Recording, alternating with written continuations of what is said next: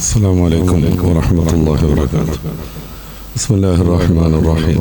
الحمد لله رب العالمين. الصلاة والسلام على سيدنا محمد وآله وصحبه أجمعين. رب اشرح لي صدري ويسر لي أمري واحلل عقدة من لساني يفقهوا قولي. اللهم صل على سيدنا محمد وعلى آل سيدنا ومولانا محمد صلى الله عليه وسلم. وبارك على سيدنا محمد وعلى آل سيدنا ومولانا محمد كما صليت وسلمت وباركت على سيدنا إبراهيم وعلى آل سيدنا إبراهيم في العالمين إنك حميد مجيد.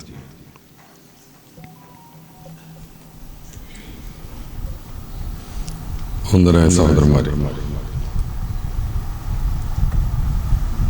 നമസ്കാരത്തെക്കുറിച്ചും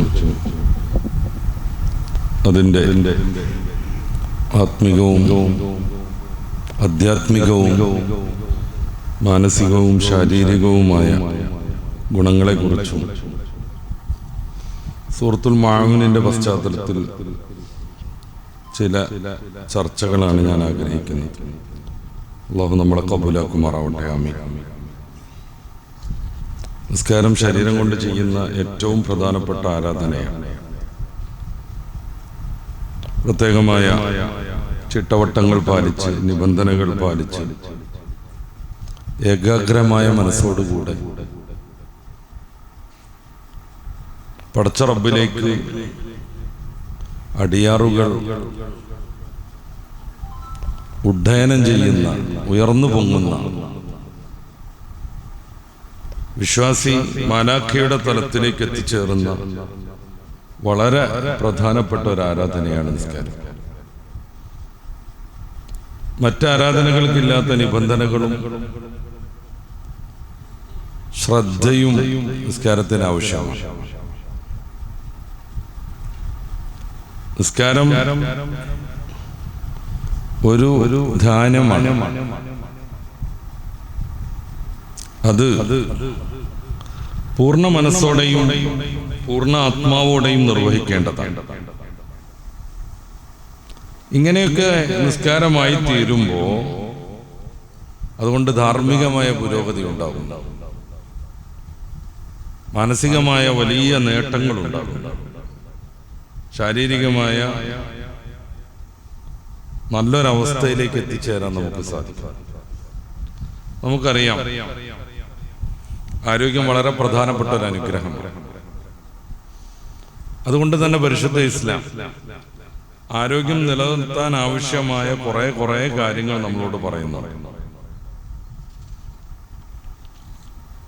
ഭക്ഷണത്തിന്റെ കാര്യത്തിലും വൃത്തിയുടെ കാര്യത്തിലും നിരന്തരമായി ശ്രദ്ധ വെക്കാൻ മതം നമ്മളെ പഠിപ്പിക്കുന്നു. ഭക്ഷണം ആവശ്യത്തിനില്ലാതെ വന്നാൽ ശാരീരികമായ ശോഷണം സംഭവിക്കും. വെള്ളം ആവശ്യാനുസരണം കുടിക്കാതിരുന്നാൽ നിർജലനീകരണം ഉണ്ടാകും. അതുകൊണ്ടൊക്കെ ശരീരത്തിന് വലിയ കുഴപ്പങ്ങൾ സംഭവിക്കും. അതുണ്ടായി കഴിഞ്ഞാൽ ആരാധനകൾ വൃത്തിയിലും ഭംഗിയിലും ചെയ്യാനാകില്ല. അതുകൊണ്ട് കേവലം ജീവിതത്തിന്റെ ആവശ്യത്തിന് മാത്രമല്ല, ആരാധനകൾ സജീവമാക്കാൻ കൂടെ നല്ല ആരോഗ്യപൂർണമായ ജീവിതം നയിക്കാൻ മതം നമ്മളോട് കൽപ്പിച്ചുകൊണ്ടിരിക്കുന്നു. ചില ആളുകൾ നിസ്കാരത്തിൽ കൂടുന്ന ഒരു ശൈലിയുണ്ട്. എന്നുവെച്ചാൽ തീരെ ഉറങ്ങാതെ നിസ്കാരം മാത്രം. എല്ലാ ദിവസവും നോമ്പെടുക്കുന്ന ചില ആളുകളുണ്ട്. മറ്റു ചില ആളുകൾ ഇസ്ലാം അനുവദിച്ച ആനന്ദങ്ങളെല്ലാം ഉപേക്ഷിച്ച് വെറും ആത്മീകമായ ചിന്തകളുമായി നടക്കുന്നവരുണ്ട്. ഇതിൻ്റെയൊക്കെ ചില തലങ്ങളുടെ ഗുണങ്ങളെക്കുറിച്ച് നമുക്കറിയാമെങ്കിലും പരിശുദ്ധ ഇസ്ലാം പൊതുവെ ഇത് അംഗീകരിക്കുന്നേ ഇല്ല, പ്രോത്സാഹിപ്പിക്കുന്നില്ല തന്നെ. നബി സല്ലല്ലാഹു അലൈഹി വസല്ലം തങ്ങൾ പലപ്പോഴും ഇത് തിരുത്തി. സ്ഥിരമായി നോമ്പെടുക്കുന്ന ഒരാളോട് ലാ തഫ്അൽ, അത് അങ്ങനെ ചെയ്യരുതെന്ന് തന്നെ മഹാനായ റസൂൽ തങ്ങൾ കൽപ്പിച്ചു. അദ്ദേഹത്തോട് റസൂൽ പറഞ്ഞത്, താങ്കള് ആഴ്ചയിൽ ഒരു 4 നോമ്പെങ്കിലും എടുക്കുക, അത്ര മതി മാസത്തിൽ. അദ്ദേഹം പറഞ്ഞു, എനിക്ക് അതിനേക്കാളൊക്കെ സാധ്യമാണ്. അങ്ങനെ പറഞ്ഞ് ലാസ്റ്റ് ദാവൂദ് നബി അലൈഹി സ്വലാത്തു വസ്സലാമിന്റെ നോമ്പ് പിന്തുടരുക, അതല്ലാത്തത് പാടില്ല. അദ്ദേഹത്തിന് റസൂൽ തങ്ങൾ വിശദീകരിച്ചു കൊടുത്തു. ദാവൂദ് നബി അലൈഹിസ്സലാം ഒരു ദിവസം നോമ്പെടുക്കും, ഒരു ദിവസം നോമ്പ് ഉപേക്ഷിക്കുകയും ചെയ്യും. നിസ്കാരത്തിന്റെ കാര്യത്തിലും അങ്ങനെയാണ്. നമ്മൾ പലപ്പോഴും കേട്ടൊരു ചരിത്രം, ഹബീബായ നബി സല്ലല്ലാഹു അലൈഹി വസല്ലമ തങ്ങളുടെ ആരാധനാ വൈഭവത്തെ കുറിച്ച് നേരിട്ട് അന്വേഷിക്കാൻ ചില സഹാബി വര്യന്മാർ നബി തങ്ങളുടെ ഭാര്യമാരെ സമീപിക്കുന്നുണ്ടോ. ഭാര്യമാരെ വിശദീകരിച്ചു കൊടുത്തു നബി തങ്ങളുടെ ദൈനംദിന ജീവിതം. അവിടുന്ന് രാത്രി നിസ്കരിക്കും, കുറെ ടൈമൊക്കെ കടന്നുറങ്ങുകയും ചെയ്യും.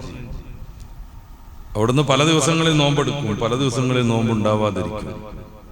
അവിടുന്ന് തൻ്റെ ഭാര്യമാരുമായി ലൈംഗിക ബന്ധത്തിൽ ഏർപ്പെടും.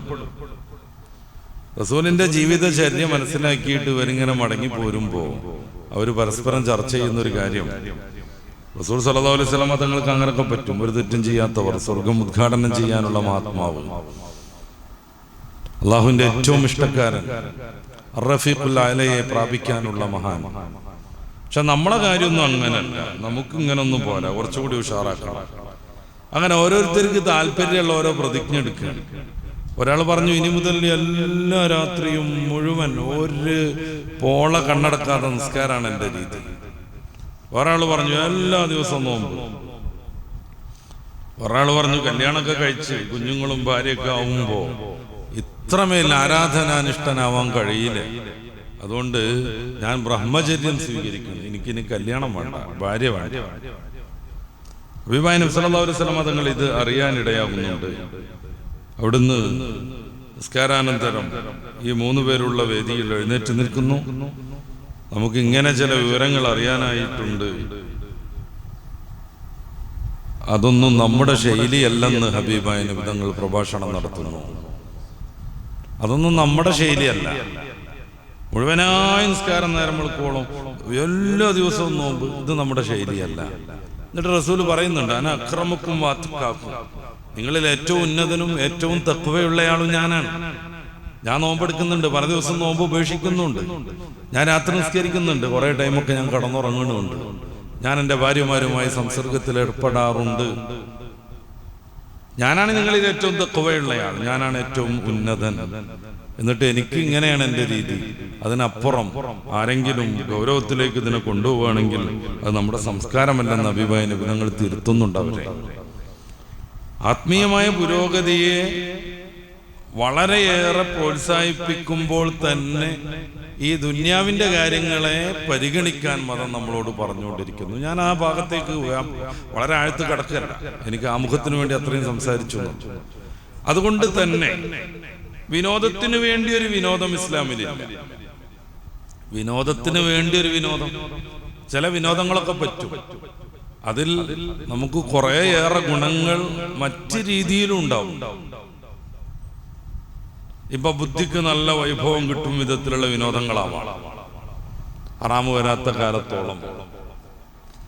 ശരീരത്തിന് നല്ല ഉഷാറ് കിട്ടുന്ന വിനോദങ്ങളാവാം, ഹറാമ് വരാത്ത കാലത്തോളം.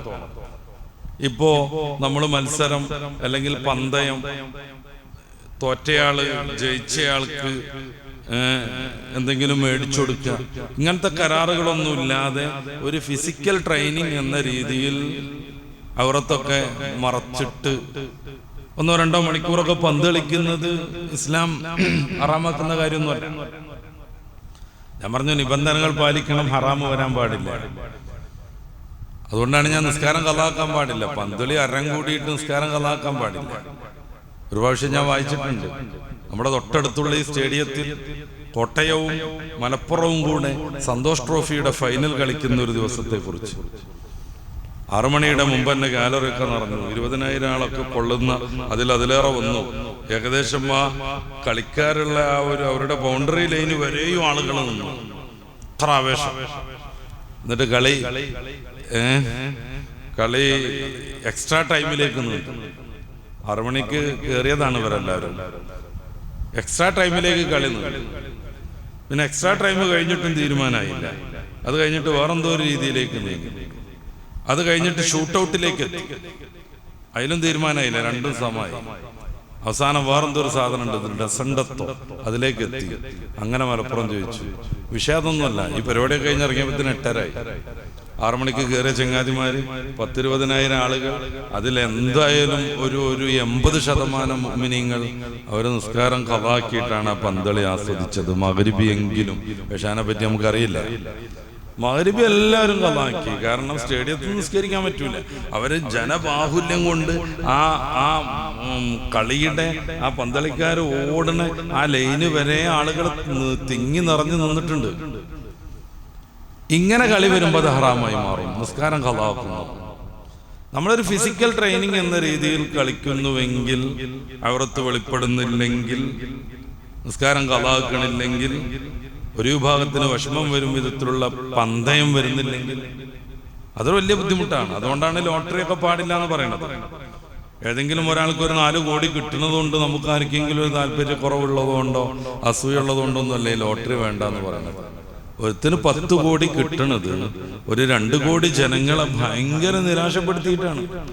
അവരിൽ നിന്ന് വലിയ പ്രതീക്ഷ കൊടുത്ത് 500 രൂപ വീതമൊക്കെ പിടുങ്ങിയിട്ടാണ് ഒരാൾക്ക് 10 കോടി കൊടുക്കുന്നത്. അവിടെയാണ് പ്രശ്നം.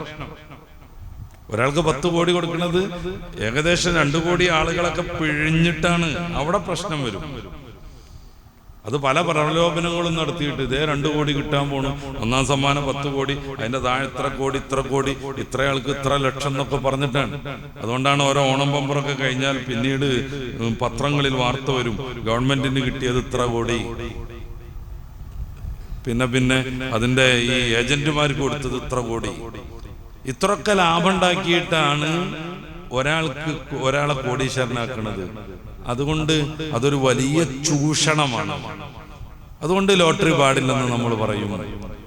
നേരെ മറിച്ചിട്ട് നമ്മൾ സൂപ്പർ മാർക്കറ്റിലേക്ക് കയറി അവിടുത്തെ കച്ചവടം പ്രോത്സാഹിപ്പിക്കാൻ വേണ്ടിയിട്ട് അവരൊരു കൂപ്പൺ തന്നു. ആ കൂപ്പൺ കിട്ടുന്ന ആൾക്ക് ഒരു വമ്പിച്ച ബെൻസ് കാർ കിട്ടി. അതിലൊരു വിഷമമില്ല, വിഷമിച്ചിട്ട് കാര്യമില്ല. കാരണം അത് ആ ഒരു ഭാഗ്യമാണ് കിട്ടിപ്പോയതാണ്. ഈ സൂപ്പർ മാർക്കറ്റിൽ കയറി സാധനം മേടിച്ച ആൾക്കൊരു നഷ്ടം വന്നിട്ടില്ല. അയാൾ 1000 രൂപക്ക് സാധനം മേടിച്ചിട്ടുണ്ടെങ്കിൽ ആ 1000 രൂപയുടെ വസ്തു അയാൾക്ക് കിട്ടിയിട്ടുണ്ട്. പിന്നെ കച്ചവടം പ്രോത്സാഹിപ്പിക്കാൻ വേണ്ടിയിട്ട് അവർ ബെൻസോ ഹെലികോപ്റ്റർ എന്ത് കൊടുത്താലും അത് കിട്ടുന്ന ആൾക്ക് കിട്ടി, കിട്ടാത്ത ആൾക്ക് കിട്ടിയില്ല എന്നതിനപ്പുറം അയാൾക്കൊരു നഷ്ടം വരുന്നില്ല. ലോട്ടറിയുടെ കാര്യത്തിൽ അങ്ങനെയല്ല. അവിടെ 500 രൂപ അല്ലെങ്കിൽ 600 രൂപ ടിക്കറ്റ് എടുത്ത കാശ് അനേക ആളുകൾക്ക് നഷ്ടം വരുന്നു. അവർക്ക് അതിനൊരു പ്രതിഫലം കിട്ടിയിട്ടില്ല ഈ പ്രതീക്ഷ അല്ലാതെ. അങ്ങനെ ചൂഷണങ്ങളോ പന്തയങ്ങളോ വരാത്ത വിധം ഫിസിക്കൽ ഒരു ഗുണം കിട്ടുന്ന ഏതെങ്കിലും ഒരു കായിക വിനോദത്തിൽ ഏർപ്പെടാൻ പറ്റും. അമ്പെയ്ത്ത് പഠിപ്പിക്കാൻ റസൂൽ സല്ലല്ലാഹു അലൈഹി വസല്ലം തങ്ങൾ പറഞ്ഞു, കുതിരയോട്ടം പഠിപ്പിക്കാൻ പറഞ്ഞു, നീന്തൽ പഠിപ്പിക്കാൻ പറഞ്ഞു. നീന്തലിന്റെ കാര്യമൊക്കെ ആലോചിച്ച് നോക്കൂ. സാധാരണഗതിയിൽ ഒരു കിണറൊന്നും വ്യാപകമല്ലാത്ത അറേബ്യൻ പശ്ചാത്തലത്തിൽ ഹബീബായ നബി തങ്ങൾ മക്കൾക്ക് നീന്തൽ പഠിപ്പിക്കണമെന്ന് പ്രത്യേകം നമ്മളോട് പറയുന്നു. അപ്പൊ കളിക്ക് വേണ്ടി ഒരു കളി ഇസ്ലാമിലില്ല. നേരെ മറിച്ച് ഫിസിക്കൽ ട്രെയിനിങ് കിട്ടുമെങ്കിൽ, ശാരീരികമായി ഗുണം കിട്ടുമെങ്കിൽ, ഹറാമ് വരുന്നില്ലെങ്കിൽ കളിയാകാം. ബുദ്ധിപരമായി എന്തെങ്കിലുമൊക്കെ ഒരു ഗുണം കിട്ടുമെങ്കിൽ കളിയാവാം. വെറും ലക്കിക്കളി അത് ഇസ്ലാമിലില്ല. വെറും ലക്കിക്കളി, ഇങ്ങനെ സാധനം ഇടുന്നു, അപ്പൊ 6 പോയിന്റ് വരുന്നു, അല്ലെങ്കിൽ 1 പോയിന്റ് വന്നു, 1 പോയിന്റ് വന്നാൽ കളി തുടങ്ങാം. 1 പോയിന്റ് വരുന്നവരെ അവനിടണം. ആദ്യം 1 പോയിന്റ് ഭാഗ്യത്തിൽ കിട്ടിയാൽ എവിടെയോ എത്തിയിട്ടുണ്ടാവും.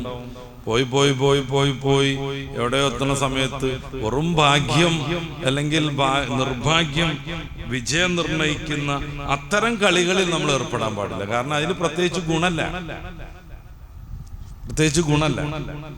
ഇസ്ലാമിന്റെ ആരാധനകളെ കുറിച്ച് പഠിച്ചാലും ആത്മീയതയാണ് അതിന്റെ പ്രധാന ലക്ഷ്യമെങ്കിലും അതിലും കുറേയേറെ ശാരീരിക മാനസികമായ ഗുണങ്ങൾ, ബൗദ്ധികമായ ഗുണങ്ങൾ നമുക്ക് അനുഭവിക്കാൻ പറ്റും.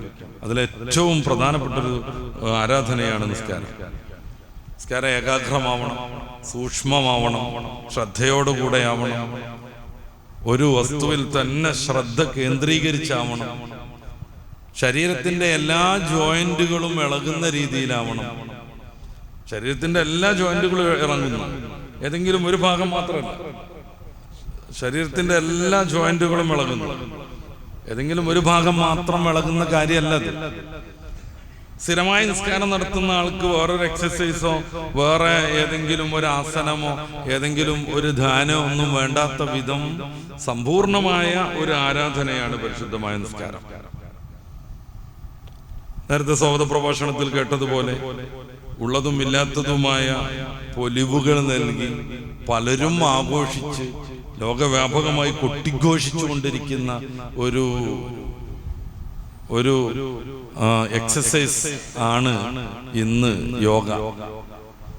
ഇന്ത്യ കണ്ടുപിടിക്കുകയും ഇന്ത്യ ലോകത്തിനാകെ വിതരണം ചെയ്യുകയും അങ്ങനെ ലോകത്തിന്റെ മുന്നിൽ ഇന്ത്യയുടെ യശസ് ഉയർത്തുകയൊക്കെ ചെയ്യുന്ന വലിയ സംഗതിയാണെന്നാണ് ആഘോഷങ്ങൾ.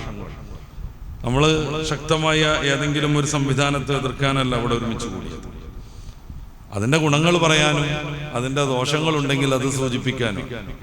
ഇൻഷാ അല്ലാഹ് നമുക്ക് സൂറത്തുൽ മാഊനിലേക്ക് കടന്നു പോകാം. നിസ്കാരമായിട്ട് ബന്ധപ്പെട്ടുള്ള കാര്യങ്ങൾ നമ്മൾ ചർച്ച ചെയ്യുമ്പോൾ ഇൻഷാ അല്ലാഹ് അതിന്റെ രീതിയിൽ നിൽക്കുന്ന നമ്മൾ ഈ പറയുന്ന ആസനം പോലെയുള്ള കാര്യങ്ങൾ, യോഗ പോലെയുള്ളത്, ധ്യാനം പോലെയുള്ളത് ഇൻഷാ അല്ലാഹ് നമുക്ക് ചർച്ചയ്ക്ക് കൊണ്ടുവരാം. ഈ സൂറത്ത് പരിശുദ്ധ ഖുർആനിലെ 107-ാമത്തെ അധ്യായം 7 ആയത്തുകളാണ് ഇതിൽ ഉൾക്കൊള്ളുന്നത്. മാഊൻ എന്നാണ് ഇതിന്റെ പേര്. മാഊൻ എന്ന് പറഞ്ഞാൽ നമ്മുടെ വീട്ടിലെ സാധാരണ ഉപകരണ വസ്തുക്കൾ എന്നാണ് അതിന്റെ അർത്ഥം. കൈക്കോട്ട്, ബക്കറ്റ്, കത്തി, ചൂല്, മുറം, ഇതിനെ കുറിച്ചാണ് ഈ മാഊൻ എന്ന് പറയാം. ഈ സൂറത്തിൽ എന്തായാലും അതിന്റെ താല്പര്യം അങ്ങനെ. നമ്മുടെ നിത്യോപയോഗത്തിന് സാധാരണഗതിയിൽ യൂസ് ചെയ്തുകൊണ്ടിരിക്കുന്ന നമ്മുടെ കുഞ്ഞു കുഞ്ഞായുധങ്ങൾ, അതുപോലെയുള്ള സംഗതികളൊക്കെ. അപ്പോ ദീനിനെ കളവാക്കുന്ന ആളുകളെ പരിചയപ്പെടുത്തുകയാണ് ഞാൻ സൂറത്ത്. പരിശുദ്ധ ഇസ്ലാമിന്റെ ഒരു പ്രത്യേകത അവിടെയും മനസ്സിലാക്കണം. ദീനിനെ പരിചയപ്പെടുത്തുന്നിടത്ത് സാമൂഹികമായ ഗുണങ്ങളുമായി ബന്ധപ്പെടുത്തിയിട്ടാണ് അത് നടത്തുന്നത്. ദീനിനെ കളവാക്കുന്ന ആളുകളെ പറയുന്നിടത്ത് സാമൂഹികമായ നന്മകളിൽ നിന്ന് വിട്ടുനിൽക്കുന്ന ആളുകളെയാണ് ദീനിനെ കളവാക്കുന്നവർ എന്ന് ഖുർആൻ പഠിപ്പിക്കുന്നത്. വളരെ ശ്രദ്ധയോടുകൂടെ ചർച്ച ചെയ്യേണ്ട ഒരു ചെറിയ സൂറത്താണ്. നമുക്കിന്ന് യോഗാസനവും പിന്നെ യോഗാദർശനവും ഷഡ്ദർശനങ്ങളും അതിൻ്റെ ഭാഗമായിട്ടുള്ള പതഞ്ജലിയുടെ യോഗാദർശനമൊക്കെ സമയാനുസരണം പറയാനുള്ളത് കൊണ്ട് ഞാനിതിൻ്റെ സാമൂഹിക വശങ്ങൾക്കൊന്നും കൂടുതൽ പ്രാധാന്യം കൊടുക്കാതെ വേഗം തീർക്കാമെന്നാണ് ആഗ്രഹിക്കുന്നത്. ഈ സൂറത്ത് ഒരു ചോദ്യത്തിലൂടെയാണ് തുടങ്ങുന്നത്. അറഅയ്തല്ലദീ യുകദ്ദിബു ബിദ്ദീൻ, വിശുദ്ധ മതത്തെ കളവാക്കുന്ന ആളുകളെ താങ്കൾക്കറിയാമോ റസൂലേ സല്ലല്ലാഹു അലൈഹി വസല്ലം? താങ്കൾ കാണുന്നുണ്ടോ? കണ്ടിട്ടില്ലേ? അവരെ കുറിച്ച് പഠിച്ചോ, അറിഞ്ഞോ, അന്വേഷിച്ചോ? ഇതൊക്കെ ഇതിന്റെ താല്പര്യമാണ്. റസൂൽ നേരിട്ട് കണ്ടതിനെ കുറിച്ച് ഇങ്ങനെ പറയും. റസൂൽ നേരിട്ട് കാണാതെ അവിടത്തേക്ക് വിവരം കിട്ടിയ കാര്യങ്ങളെ കുറിച്ച് പറയും. റസൂൽ ഭൗതികമായി കാണാതെ ആത്മീകമായി കാണുന്ന കാര്യങ്ങളെ കുറിച്ചും അങ്ങനെ പറയും. റസൂൽ സല്ലല്ലാഹു അലൈഹി വസല്ലം തങ്ങളുടെ ജനനത്തിന്റെ 50 വർഷം മുന്നെയാണ് ആനക്കലഹ സംഭവം നടക്കുന്നത്. അതേക്കുറിച്ച് പരാമർശിക്കുന്ന സൂറത്തുൽ ഫീൽ തുടങ്ങുന്നതും ഇങ്ങനെ. കാരണം കണ്ടു, റസൂൽ നേരിട്ട് കണ്ടിട്ടില്ല, കാരണം ജനനത്തിന്റെ 50 വർഷം മുന്നെയാണ് നടക്കുന്നത്. പക്ഷേ റസൂൽ സല്ലല്ലാഹു അലൈഹി വസല്ലം തങ്ങൾക്ക് അതേക്കുറിച്ചുള്ള വിവരം കിട്ടിക്കൊണ്ടിട്ടുണ്ട്. അത് കാതോട് കാതോരം കൈമാറി വന്നിട്ടുണ്ട്. എല്ലാവർക്കും ആ ഒരു വലിയ സംഭവം നടന്നതിന്റെ വാർത്തകൾ അവരുടെ നാവിൻ തുമ്പിൽ നിന്നും അവരുടെ മനസ്സിൽ നിന്നും പോകാത്തൊരു സന്ദർഭമാണ് 50 വർഷം.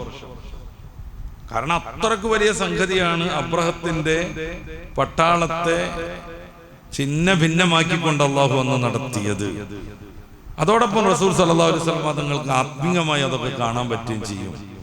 അതുകൊണ്ട് താങ്കൾക്ക് അറിയാമോ എന്നല്ല, അലം തറ കൈഫ ഫഅല റബ്ബുക ബി അസ്ഹാബിൽ ഫീൽ, ആനക്കാരെ അങ്ങയുടെ റബ്ബ് എന്തു ചെയ്തു എന്ന് അങ്ങേക്ക് അറിയില്ലേ റസൂലേ എന്നല്ല ചോദ്യം, അങ്ങ് കണ്ടില്ലേ റസൂലേ എന്നാണ്. അലം തറ, അങ്ങ് കണ്ടില്ലേ? റസൂല് കണ്ടിട്ടില്ല നേരാമണ്ണം. കാരണം ആനക്കലഹ സംഭവം കഴിഞ്ഞ് 50 വർഷം കഴിഞ്ഞിട്ടാണ് അവിടുത്തെ ജനനം. പക്ഷെ ഖുർആൻ ചോദിക്കണത് അങ്ങ് കണ്ടില്ലേ എന്നാണ്. അങ്ങ് കണ്ടില്ലേ? അത് സാഹിത്യപരമായി നമുക്ക് വിലയിരുത്താൻ പറ്റും. അറിഞ്ഞില്ലേ എന്നാണ് അതിന്റെ അർത്ഥം. അപ്പൊ നമ്മളിങ്ങനെ പറയണം, എന്താ ഒരു ബിരിയാണിന്റെ മണം കേൾക്കുന്നു. മണം കേൾക്കാൻ കഴിയില്ല. ബിരിയാണിന്റെ മണം ഇങ്ങനെ കേൾക്കുന്നുണ്ടല്ലോ. ഇവിടെ ആരോ ബിരിയാണി കേൾക്കുന്നുണ്ടോ? മണം എന്ന് പറഞ്ഞ സാധനം ഘ്രാണശക്തി കൊണ്ട് അറിയേണ്ട ഒരു സംഗതിയാണ്. അതൊരിക്കലും ചെവിയിൽ വരൂല. മണം കേൾക്കുക എന്ന് പറഞ്ഞാൽ അറിയുന്നുണ്ട് എന്ന് മാത്രമാണ് അതിന്റെ അർത്ഥം. മലയാളം ഗ്രാമർ ജനകീയനാക്കിയ, മലയാളം ഗ്രാമർ വളരെ ജനകീയനാക്കിയ ഒരു 3-4 കൊല്ലം മുന്നേ മരണപ്പെട്ട പന്മന രാമചന്ദ്രൻ നായരുടെ മലയാളവും മലയാളികളും എന്ന പുസ്തകത്തിൽ ആളെ ഉദാഹരണം തന്നെ ചർച്ച ചെയ്യുന്നുണ്ട്. മണം കേൾക്കൂ, മണം കേൾക്കും. മണം കേൾക്കും ഏതർത്ഥത്തിൽ? അറിയും എന്നുള്ള അർത്ഥത്തിൽ. അലന്തർ അങ്ങ് കണ്ടില്ലേ, കാണണമെന്നില്ല, അറിഞ്ഞാ മതി. അപ്പൊ അറിഞ്ഞു എന്നുള്ളതിന് കേട്ടു എന്നും അറിഞ്ഞു എന്നുള്ളതിന് കണ്ടു എന്നൊക്കെ പ്രയോഗിക്കുന്നത് എല്ലാ ഗ്രാമറിലും എല്ലാ ഭാഷയിലുള്ള ഒരു രീതിയാണ്. ഹബീബായ നബി സല്ലല്ലാഹു അലൈഹി വസല്ലം തങ്ങളെ സംബന്ധിച്ചിടത്തോളം അങ്ങനെ ആവണമെന്നില്ല. നേരെ മറിച്ച് അവിടുന്ന് കണ്ടു, അവിടുന്ന് ജനിക്കണേന്റെ മുമ്പുള്ള സംഭവങ്ങൾ അവിടത്തേക്ക് കാണുക എന്നുള്ളത് വലിയ പണിയൊന്നുമല്ല. അതാണ് പ്രവാചകർ. അവിടുന്ന് പറഞ്ഞല്ലേ, ഇന്നി അറാക്കും മിൻ വറാഇ, ഞാൻ ഇമാമ നിൽക്കുമ്പോ ബാക്കിലുള്ള ആളുകളെ എനിക്ക് കാണാൻ പറ്റുന്നു, ഇവിടെ കണ്ണൊന്നുമില്ല. ഇന്നി അറാക്കും മിൻ വറാഇ, ഇമാം ബുഖാരി തങ്ങളുടെ ഹദീസാണ്. ലാ ഖഫാ അലയ്യ ഖുശൂഅക്കും, നിങ്ങളുടെ ഖുശൂ, ഭയഭക്തി, അതെനിക്ക് അറിയാതെ പോണില്ല എന്നാണ്. ബാക്കിലുള്ള ആളുകൾക്ക് എത്ര ഭക്തി ഉണ്ടെന്നും അവരുടെ നിസ്കാരത്തിൽ എത്രമേൽ ഊപ്പും വമ്പൊക്കെ ഉണ്ട് എന്നുള്ളത് എനിക്ക് മുന്നിൽ നിന്ന് അറിയാൻ പറ്റും. അതൊരു മറ്റൊരു കാഴ്ചയാണ്. അള്ളാഹുലേക്ക് ആത്മീയമായി അടുത്തടുത്തടുത്ത് വരുമ്പോ, അള്ളാഹുവിന്റെ സ്വന്തക്കാരായി മാറുമ്പോ, അവന്റെ ഇഷ്ടത്തിന് വേണ്ടി മാത്രം നമ്മുടെ ശരീരഭാഗങ്ങളെയും മനസ്സിനെയും ഉപയോഗപ്പെടുത്തുമ്പോ പടച്ച റബ്ബ് നൽകുന്ന പ്രത്യേകമായൊരു ഇനായത്ത്, പ്രത്യേകമായൊരു പരിഗണന. ഫതുൽ ബാരിയിൽ മഹാനായ ഇബ്നു ഹജറുൽ അസ്ഖലാനി തങ്ങൾ വിശദീകരിക്കുന്നുണ്ട്. സുന്നത്തുകൾ വർദ്ധിപ്പിച്ച് വർദ്ധിപ്പിച്ച് വർദ്ധിപ്പിച്ച് അടിയാറുകൾ എന്നിലേക്ക് അടുത്തടുത്തടുത്തടുത്ത് വരും. നല്ലൊരു പ്രൗഢമായ, നല്ലൊരു ബൗദ്ധിക നിലവാരമുള്ള സദസ്സിനോടാണ് ഞാനത് പറയണത്. അള്ളാഹുവിനോട് ഇങ്ങനെ അടുക്കുന്നല്ല അതിന്റെ അർത്ഥം, അള്ളാഹുവിനോട് ശാരീരികമായി അടുക്കുന്നല്ല അതിന്റെ അർത്ഥം. നേരെ മറിച്ച് അള്ളാഹുവിനോട് ഏറ്റവും കൂടുതൽ അവർ ബന്ധപ്പെട്ട് ബന്ധം സ്ഥാപിച്ചുകൊണ്ടിരിക്കും.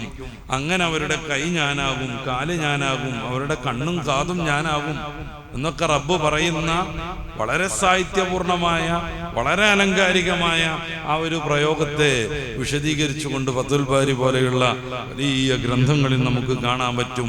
അവരുടെ കണ്ണിന് പ്രത്യേക സിദ്ധി ലഭിക്കും എന്നാണ് അതിന്റെ ഒരർത്ഥം. അവരുടെ കാതിന് പ്രത്യേക സിദ്ധി കിട്ടും.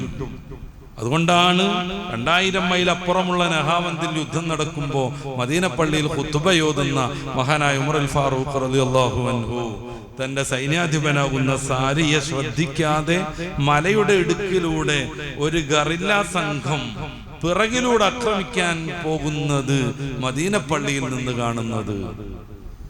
മദീന പള്ളിയിൽ ഖുത്ബ ഓതുമ്പോഴാണ് ഇമാം ബുഖാരി തങ്ങളും വലിയ വലിയ മഹാന്മാരും റിവായത്ത് ചെയ്യുന്ന ആ ഒരു ചരിത്ര സംഭവം, ആ ഒരു ഹദീസ് നമുക്ക് കാണാൻ പറ്റും ഒട്ടുമിക്ക ഹദീസ് ഗ്രന്ഥങ്ങളിലും. മദീന പള്ളിയിൽ ഖുത്ബ ഓതുക, സാരിയത്ത് ശ്രദ്ധിക്കാതെ ഒരു വിഭാഗം ഗറില്ല പോരാളികൾ മലയുടെ അടിവാരത്തിലൂടെ വന്ന് പതിയിരുന്ന് പിറകിൽ നിന്ന് മുസ്ലിം സൈന്യത്തെ ആക്രമിക്കാൻ പോവാണ്. ഉമർ ഫാറൂഖ് തങ്ങൾ ഖുത്ബക്കിടയിൽ നിന്ന് ഒരൊറ്റ വിളിയാളം, യാ സാരിയ അൽ ജബൽ, അൽ ജബൽ, സാരിയത്തെ ജബലിന്റെ ഭാഗം ശ്രദ്ധിക്കുന്നു. സാസ്യർക്ക് പെട്ടെന്ന് മനസ്സിലായിട്ടില്ല, നമുക്കറിയാവുന്ന ചരിത്രമാണ്, വിസ്തരിക്കല്ല ഞാൻ. പിന്നീട് കുറെ ദിവസങ്ങൾ കഴിഞ്ഞു, സാരിയയുടെ പ്രതിനിധി കടന്നു വന്നു ഖലീഫ റളിയല്ലാഹു അൻഹുവിന്റെ അടുത്തേക്ക്. അദ്ദേഹം പറഞ്ഞു, നമ്മൾ വിജയിച്ചിട്ടുണ്ട്, ഇസ്ലാമിനെ എതിർത്തുകൊണ്ടിരുന്ന, പാവങ്ങളെ പീഡിപ്പിച്ചുകൊണ്ടിരുന്ന ശത്രുപക്ഷത്തെ നിഗ്രഹിക്കാൻ നമുക്കായിട്ടുണ്ട്. പക്ഷേ കൈവിട്ടു പോകുമായിരുന്നു യുദ്ധം. ഒരു വെള്ളിയാഴ്ച നട്ടുച്ച സമയം ഞങ്ങൾ യുദ്ധത്തിൽ ഏർപ്പെട്ടുകൊണ്ടിരിക്കുന്നു, പക്ഷെ ഇങ്ങനെ ഒരു ചതി പിറകിലൂടെ അവർ നടത്തുന്നത് ഞങ്ങളുടെ ശ്രദ്ധയിലില്ലായിരുന്നു. അപ്പോഴാണ് മഹാനായ അമീറുൽ മുഅ്മിനീൻ ഉമർ അൽ ഫാറൂഖ് തങ്ങളുടെ ശബ്ദം സാരിയ കേൾക്കുന്നത്, ഈ മലയുടെ ഇടുക്ക് ഭാഗം ശ്രദ്ധിക്കണം. ഉടനെ തന്നെ അദ്ദേഹം ഒരു ടീമിനെ അങ്ങോട്ട് നിയോഗിച്ചു. അങ്ങനെ ഞങ്ങൾ വിജയത്തിലേക്ക് എത്തി. എന്തൊരു കണ്ണാണത്! അത്ര ദൂരമുള്ള സംഗതി ലൈവായിട്ട് ഖുത്ബ ഓതുമ്പോ കാണുന്നു. എന്തൊരു നാക്കാണത്! ഇവിടുന്ന് പറഞ്ഞാൽ അവിടെ കേൾക്കുന്നു. അത് ക്യാച്ച് ചെയ്യാനുള്ള സാരിയത്തിന്റെ ചെവിക്ക് എന്തൊരു ശ്രേഷ്ഠതയാണ്! ഇത്ര ദൂരത്തുനിന്ന് പറയണത് യാതൊരു സംവിധാനങ്ങളും ഭൗതികമായ ലൈനോ കണക്ഷനോ റേഞ്ചോ ഒന്നുമില്ലാതെ അവിടെ കേൾക്കുന്നത്. ഈ തലത്തിലേക്ക് സഹാബികളും മറ്റും അള്ളാഹുവിലേക്ക് കൂടുതൽ ആരാധന അർപ്പിക്കുന്ന ആളുകൾ എത്തിച്ചേരുന്നു. ഇതൊരു വല്ലാത്ത അനുഭവമാണ്, ഒരു അനുഭൂതിയാണ്. അത് വർണ്ണിക്കാൻ പറ്റൂല, വാക്കുകൾക്ക് പരിമിതിയുണ്ട്. അത് അനുഭവിച്ചറിയേണ്ടതാണ്. റബ്ബിലേക്ക് അടുത്തു വരുമ്പോ മനുഷ്യർക്ക് അങ്ങനെ കുറേയേറെ ഗുണങ്ങളും നിഅമത്തുകളും അള്ളാഹു നൽകും. ഹബീബായ നബി തങ്ങളുടെ കണ്ണ് അങ്ങനെയാണ്, അതുകൊണ്ട് ബാക്കിലുള്ളത് കാണാൻ പറ്റും. അവിടുത്തെ ഹൃദയം അങ്ങനെയാണ്, അതുകൊണ്ട് മറ്റൊരുത്തന്റെ ഭക്തിയും അവന്റെ ഈമാനും അളക്കാൻ പറ്റും. അവിടുത്തെ കൈവിരലുകൾ അങ്ങനെയാണ്, അതുകൊണ്ട് ചൂണ്ടിയിട്ടുണ്ടെങ്കിൽ ചന്ദ്രൻ പിളർന്നു പോകും. അല്ലാഹു അവിടുത്തെ മഹത്വം, അവിടുത്തെ മദദ് നമുക്കൊക്കെ വർദ്ധിപ്പിച്ചു തരുമാറാവട്ടെ. ആമീൻ. അപ്പൊ ഇവിടെ പറയത്തല്ലത് യുക്കദ്ദിബു ബിദ്ദീൻ എന്ന് പറയുമ്പോ മതത്തെ കളവാക്കുന്ന ആളുകളെ അങ്ങേക്കറിയാലോ റസൂലേ സല്ലല്ലാഹു അലൈഹി വസല്ലം, അല്ലെങ്കിൽ അങ്ങക്ക് അറിയില്ലേ റസൂലേ, അങ്ങ് കാണുന്നില്ലേ റസൂലേ സല്ലല്ലാഹു അലൈഹി വസല്ലം. ഇതൊക്കെ ഇതിന്റെ ആശയമാണ്. ഞാൻ പറഞ്ഞു, നമുക്കിന്ന് യോഗാസനമായിട്ട് ബന്ധപ്പെട്ട കുറെ കാര്യങ്ങൾ സമയാനുചിതം പറയാനുള്ളത് കൊണ്ട് നമുക്ക് ഇവിടുന്ന് കൂടുതൽ വിശദീകരിക്കാതാണ് നീങ്ങിപ്പോകാം. ഫദാലിക്കല്ലദീ യദ്ഉൽ യതീം. ആരാണ് മതത്തെ കളവാക്കുന്നവൻ? ഫദാലിക്കല്ലദീ യദ്ഉൽ യതീം. യതീമായ പാവപ്പെട്ടയാളെ അവഗണിക്കുന്നവരാണവർ. ഇതാ ഞാൻ പറഞ്ഞ വലിയ സാമൂഹിക പ്രാധാന്യമുള്ളതാണ്. കാരണം നിസ്കാരം ഒഴിവാക്കിയവര് ഇങ്ങനെ കുറെ സംഗതികൾ പറയണ്ടല്ലോ, അതല്ല പറയണത്. പിന്നെ ഷഹാദത്ത് കൽമയെ നിഷേധിച്ച ആളുകൾ, അവർക്ക് പിന്നെ മതമില്ല. ഷഹാദത്ത് കൽമയെ നിഷേധിച്ച ആളുകൾക്ക് മതമില്ല. ഇത് മതത്തിലൊക്കെ ആയിക്കൊണ്ടിരിക്കെ മതത്തെ വേണ്ട വിധം പരിഗണിക്കാത്ത ആളുകൾ. ഷഹാദത്തുൽമേനെ ഒരാൾ ഒഴിവാക്കി, അള്ളാഹു ഇലാഹല്ല എന്ന് പറഞ്ഞു, മുത്ത് റസൂൽ സല്ലല്ലാഹു അലൈഹി വസല്ലം തങ്ങൾ അവന്റെ പ്രവാചകരല്ല എന്ന് പറഞ്ഞു. പിന്നെ അവന് മതത്തിലൊരു സ്ഥാനമില്ല. ഇത് മതത്തിലാണ്, എന്നിട്ട് മതത്തെ വേണ്ട വിധം പരിഗണിക്കാതെ, മതത്തെ ഗൗനിക്കാതെ, മതത്തെ കളവാക്കി നടക്കുന്ന ആളുകളെ കുറിച്ച് ഹബീബായ നബി തങ്ങളെ അങ്ങേക്ക് അറിയാമോ? അവരാരാന്നറിയോ? യദ്ഉൽ യതീം. സാമൂഹിക ബോധത്തിലേക്ക് നമ്മളെ കൊണ്ടുപോവുകയാണ്. നമ്മളെ ഏതെങ്കിലും ഒരു സ്ഥലത്ത് ഇരുന്നിട്ട് ആരാധന അനുഷ്ഠിച്ച് നമ്മുടെ പൈസ നമ്മളൊക്കെ തന്നെ ചെലവെടുത്ത് നമ്മുടെ മക്കളുടെ കാര്യങ്ങൾ ഇതും നോക്കിയിട്ട് മുന്നോട്ട് പോയാൽ പോരാന്ന് ഒരു വിശ്വാസിക്ക് അങ്ങനെ പറ്റൂലാന്ന് ഉടനീളം ഖുർആൻ നൽകുന്ന മെസ്സേജ് അതാണ്. നമ്മുടെ ജമാഅത്ത് നോക്കുമ്പോൾ ഒന്നിച്ച് നിസ്കരിച്ചാൽ പോരാ, 27 ഇരട്ടി കൂലി കിട്ടും. നമ്മുടെ ജുമാ നോക്കുമ്പോൾ ആഴ്ചയിൽ ഒരിക്കെങ്കിലും ആ പ്രദേശത്തെ എല്ലാവരും ഒരുമിച്ച് കൂടണം. സാമൂഹിക ബോധം, അങ്ങോട്ടും ഇങ്ങോട്ടും ചർച്ച ചെയ്യണം, കാര്യങ്ങൾ വിലയിരുത്തണം, കുറവുള്ളത് പരിഹരിക്കണം.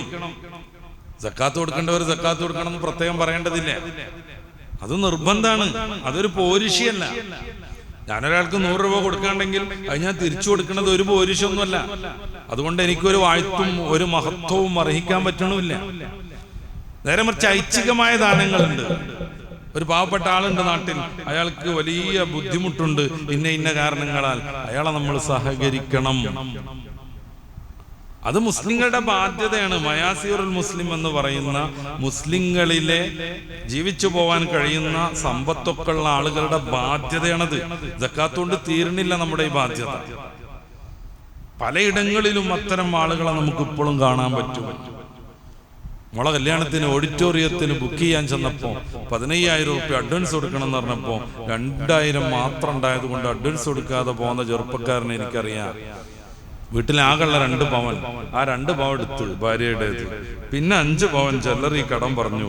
അങ്ങനെ മോളെ കെട്ടിച്ച ചെറുപ്പക്കാരൻ. അതൊക്കെ ഇപ്പോഴും ഉണ്ട് നമ്മുടെ ഇടയിലൊക്കെ. മയാസിറുൽ മുസ്ലിം എന്ന് പറയുന്ന ടീം, അവര് കണക്കനുസരിച്ച് സക്കാത്ത് കൊടുത്താൽ വീടൂല. അവരുടെ സാമ്പത്തികമായ അവർക്ക് ഇസ്ലാം കൽപ്പിച്ച ബാധ്യതകൾ. നേരെ മറിച്ച് ഇങ്ങനെ കുറേ കാര്യങ്ങൾ ശ്രദ്ധിക്കണം. അവിടെയും സാമൂഹികമായ ബന്ധത്തിലേക്ക് നമ്മളെ കൊണ്ടുപോകണം. ഒരാളിങ്ങനെ ദ്വാരക്കണ മദീന പള്ളിയിൽ നിന്ന് കരഞ്ഞ് വളരെ ആർദ്രതയോടുകൂടെ അല്ലാഹുമ്മ റഹംനി വർഹം മുഹമ്മദ വലാ തർഹം മഅനാ അഹദാ. അല്ലാഹുവിന്റെ റസൂൽ തിരുത്തി, അങ്ങനെ ദ്വാരക്കാൻ പറ്റൂല എന്ന് പറഞ്ഞു. അല്ലാഹുമ്മ റഹംനി, പടച്ചോനെ എനിക്ക് നീ കാരുണ്യം നൽകണം. വർഹം മുഹമ്മദ, ഞങ്ങളുടെ നേതാവ് മുഹമ്മദ് നബിക്കും കാരുണ്യം നൽകണം. വലം തർഹം മഅനാ അഹദാ, ഞങ്ങളോടൊപ്പം വേറെ ആർക്കും കാരുണ്യം കൊടുക്കണ്ട. അത് പ്രശ്നം. റസൂൽ സല്ലല്ലാഹു അലൈഹി വസല്ലം തങ്ങൾ തിരുത്തി. ഇമാമുന റാസി നടത്തുന്ന ഒരു ദാർശനിക ചർച്ച ഉണ്ട് സൂറത്തു ഫാത്തിഹയുടെ ഷറഹിൽ. ഒറ്റക്ക് നിസ്കരിക്കുന്ന ആളും എന്തിനാ ഇഹ്ദിന നടത്തുന്നത്? ഇഹ്ദിനി സിറാത്ത എന്ന് പറഞ്ഞാൽ മതി, എന്നെ നീ വഴി നടത്തണം. ഇഹ്ദിന ഞങ്ങളെ, ഇഹ്ദിന ഞങ്ങളെ. എന്തിനാ ഞങ്ങളെ എന്ന് പറയുന്നത്? ഖുർആനിലുള്ളത് കൊണ്ട് നമ്മൾ അങ്ങനെ തന്നെ പറയണം. എന്നാലും അതിനൊരു ദാർശനിക ഭാവമാണല്ലോ. ഇമാമുന റാസി തങ്ങൾ പറയണത് എന്താണെന്നറിയോ? ഞാൻ ഒറ്റക്കല്ല നിസ്കരിക്കണത്, പടച്ച റബ്ബേ ഈ വഖത്ത് നിസ്കാരം തന്നെ എന്നോടൊപ്പം കുറെ ആൾക്കാർ നിസ്കരിക്കുന്നുണ്ട്. ഞങ്ങളെ മഹല്ലത്തിൽ കുറെ ആളുകൾ നിസ്കരിക്കുന്നുണ്ട്, ഞങ്ങളുടെ ജില്ലയിലും സ്റ്റേറ്റിലും കുറെ ആളുകൾ നിസ്കരിക്കുന്നുണ്ട്, ലോകത്തിന്റെ വിവിധ ഭാഗങ്ങളിൽ കോടാനുകോടി ആളുകൾ നിസ്കരിക്കുന്നുണ്ട്. അവരിൽ പരിമിതല്ല പടച്ചോനെ ഞാൻ ഇപ്പൊ നിർവഹിച്ചുകൊണ്ടിരിക്കുന്ന ളുഹുർ അള്ളാന്റെ റസൂലിന്റെ കൽപ്പന പ്രകാരം സഹാബാക്കിറാം അന്ന് അനുഷ്ഠിച്ചിട്ടുണ്ട്, താബിഈങ്ങൾ ചെയ്തിട്ടുണ്ട്, അവരുടെ പിന്നുള്ളവർ ചെയ്തിട്ടുണ്ട്, മദ്ഹബിന്റെ ഇമാമുമാർ ചെയ്തിട്ടുണ്ട്. ആ ശൃംഖല അവസാനം എന്നിലേക്ക് എത്തി നിൽക്കുന്നു. പടച്ച റബ്ബേ ഞങ്ങളെല്ലാവരും കൂടി നിർവഹിക്കുന്ന ഈ ഒരു നിസ്കാരം നിന്നിലേക്ക് സമർപ്പിക്കുന്നു. അതുകൊണ്ട് എൻ്റെ ദുർബലമായ പുഴുക്കുത്തുള്ള നിസ്കാരം ഈ നല്ല ഉഷാറുള്ള പൂർവികരുടെ നിസ്കാരത്തിന്റെ ഉള്ളിലൂടെ ഞാൻ അങ്ങോട്ട് തരുന്നത് സ്വീകരിച്ചാലും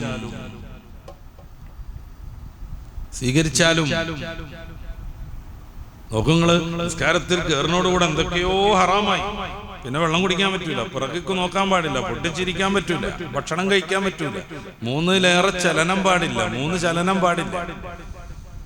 എന്നാലും ഇമാം ഉറക്കനെ ഈ പ്രാർത്ഥന നടത്തുന്നു. മൗമൂമിങ്ങളെല്ലാവരും ആമീൻ എന്ന് പറയണ്. പടച്ചോനെ ഞങ്ങളെ നീ ആ ഒരു രീതിയിലേക്ക് ആക്കി തരണേ എന്ന് പറയണ്. ഈ ഒരു സാമൂഹിക ബോധത്തിൽ നിന്ന് വിശ്വാസിക്ക് മാറാൻ പറ്റില്ല.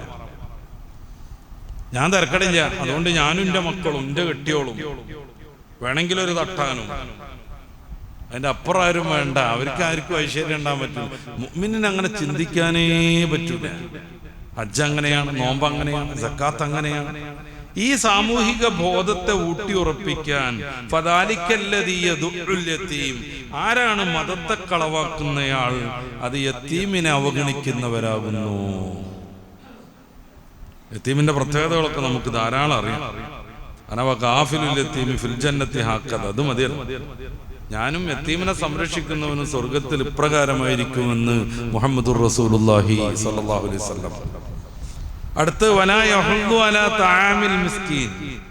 മോളെ കല്യാണത്തിന് അഡ്വാൻസ് കൊടുക്കാനില്ലാത്ത സാധു മനുഷ്യനെ അവഗണിക്കില്ല. മിസ്കീന്മാരുടെ അന്നത്തിനുമേൽ അവൻ പ്രേരണ നൽകിക്കൊണ്ടിരിക്കും. സ്വന്തം കൊടുത്താൽ മാത്രം പോരാന്ന് പിന്നെയും സാമൂഹിക ബോധത്തിലേക്ക് വരുന്നത്. ഒരു മിസ്കീനായ മനുഷ്യൻ അന്നം വാങ്ങാൻ വേണ്ടിയിട്ട് പണം കൊടുത്തു, അല്ലെങ്കിൽ അവനൊരു 10 കിലോയുടെ അരിയുടെ ചാക്ക് കൊണ്ടേ കൊടുത്തു, അത് മാത്രം പോരാന്ന്. പിന്നെ അവിടെ ഒരു സംഘടനാ പ്രവർത്തകനാകണം. യഹുദ്ദു അലാ തആമിൽ മിസ്കീൻ. മിസ്കീന്മാർക്ക് അന്നം കൊടുക്കുന്നതിൽ അവൻ പ്രേരണ നൽകിക്കൊണ്ടിരിക്കണം. അപ്പൊ ഒരു സാമൂഹിക ബോധം പിന്നെയും വരണം.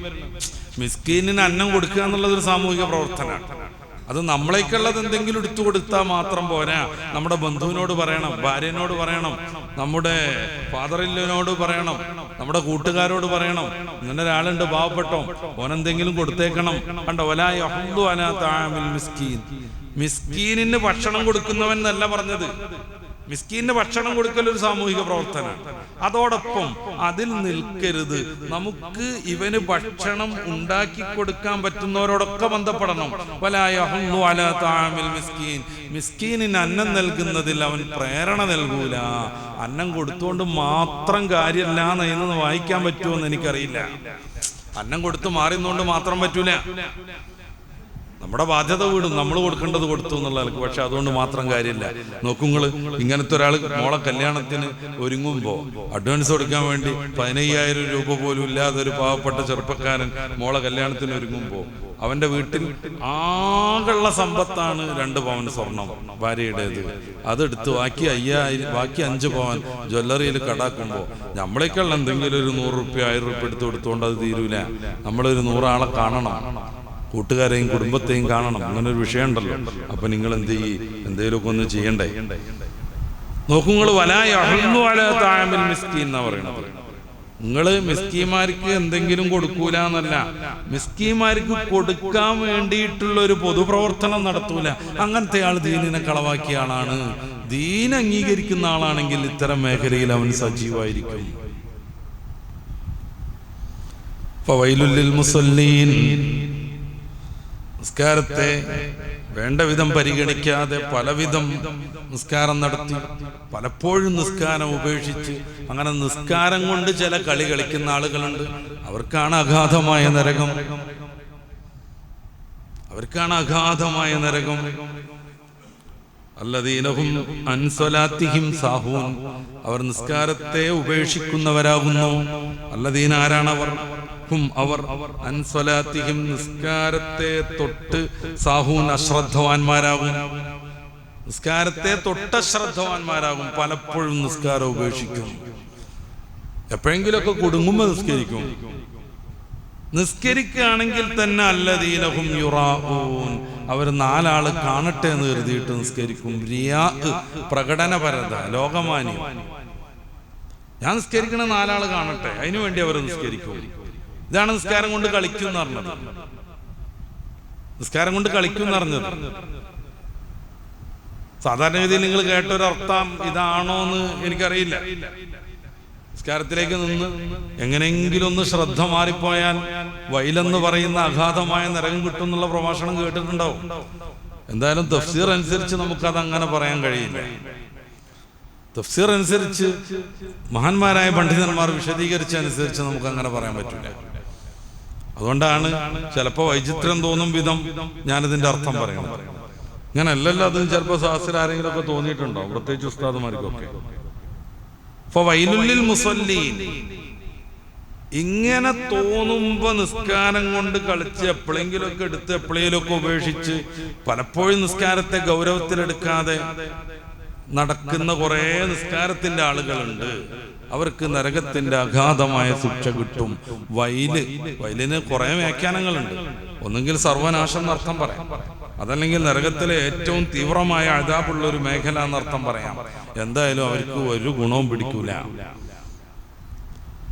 അല്ലദീനഹും, ആരാണവർ? അൻ സ്വലാത്തിഹിം സാഹൂൻ, നിസ്കാരത്തെ വിട്ടവർ ശ്രദ്ധ മാറുന്നു.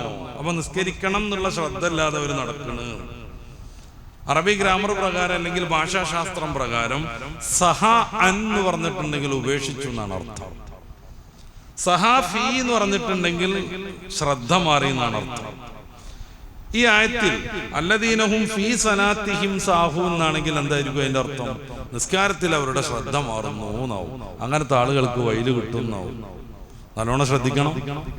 അല്ലദീനഹും ഫീ സലാത്തിഹിം സാഹൂൻ എന്നായിരുന്നു അള്ളാഹുവിന്റെ പ്രയോഗമെങ്കിൽ നിസ്കാരത്തിൽ ശ്രദ്ധ മാറുന്ന ആളുകൾക്ക് വൈല് കിട്ടുന്നാവും.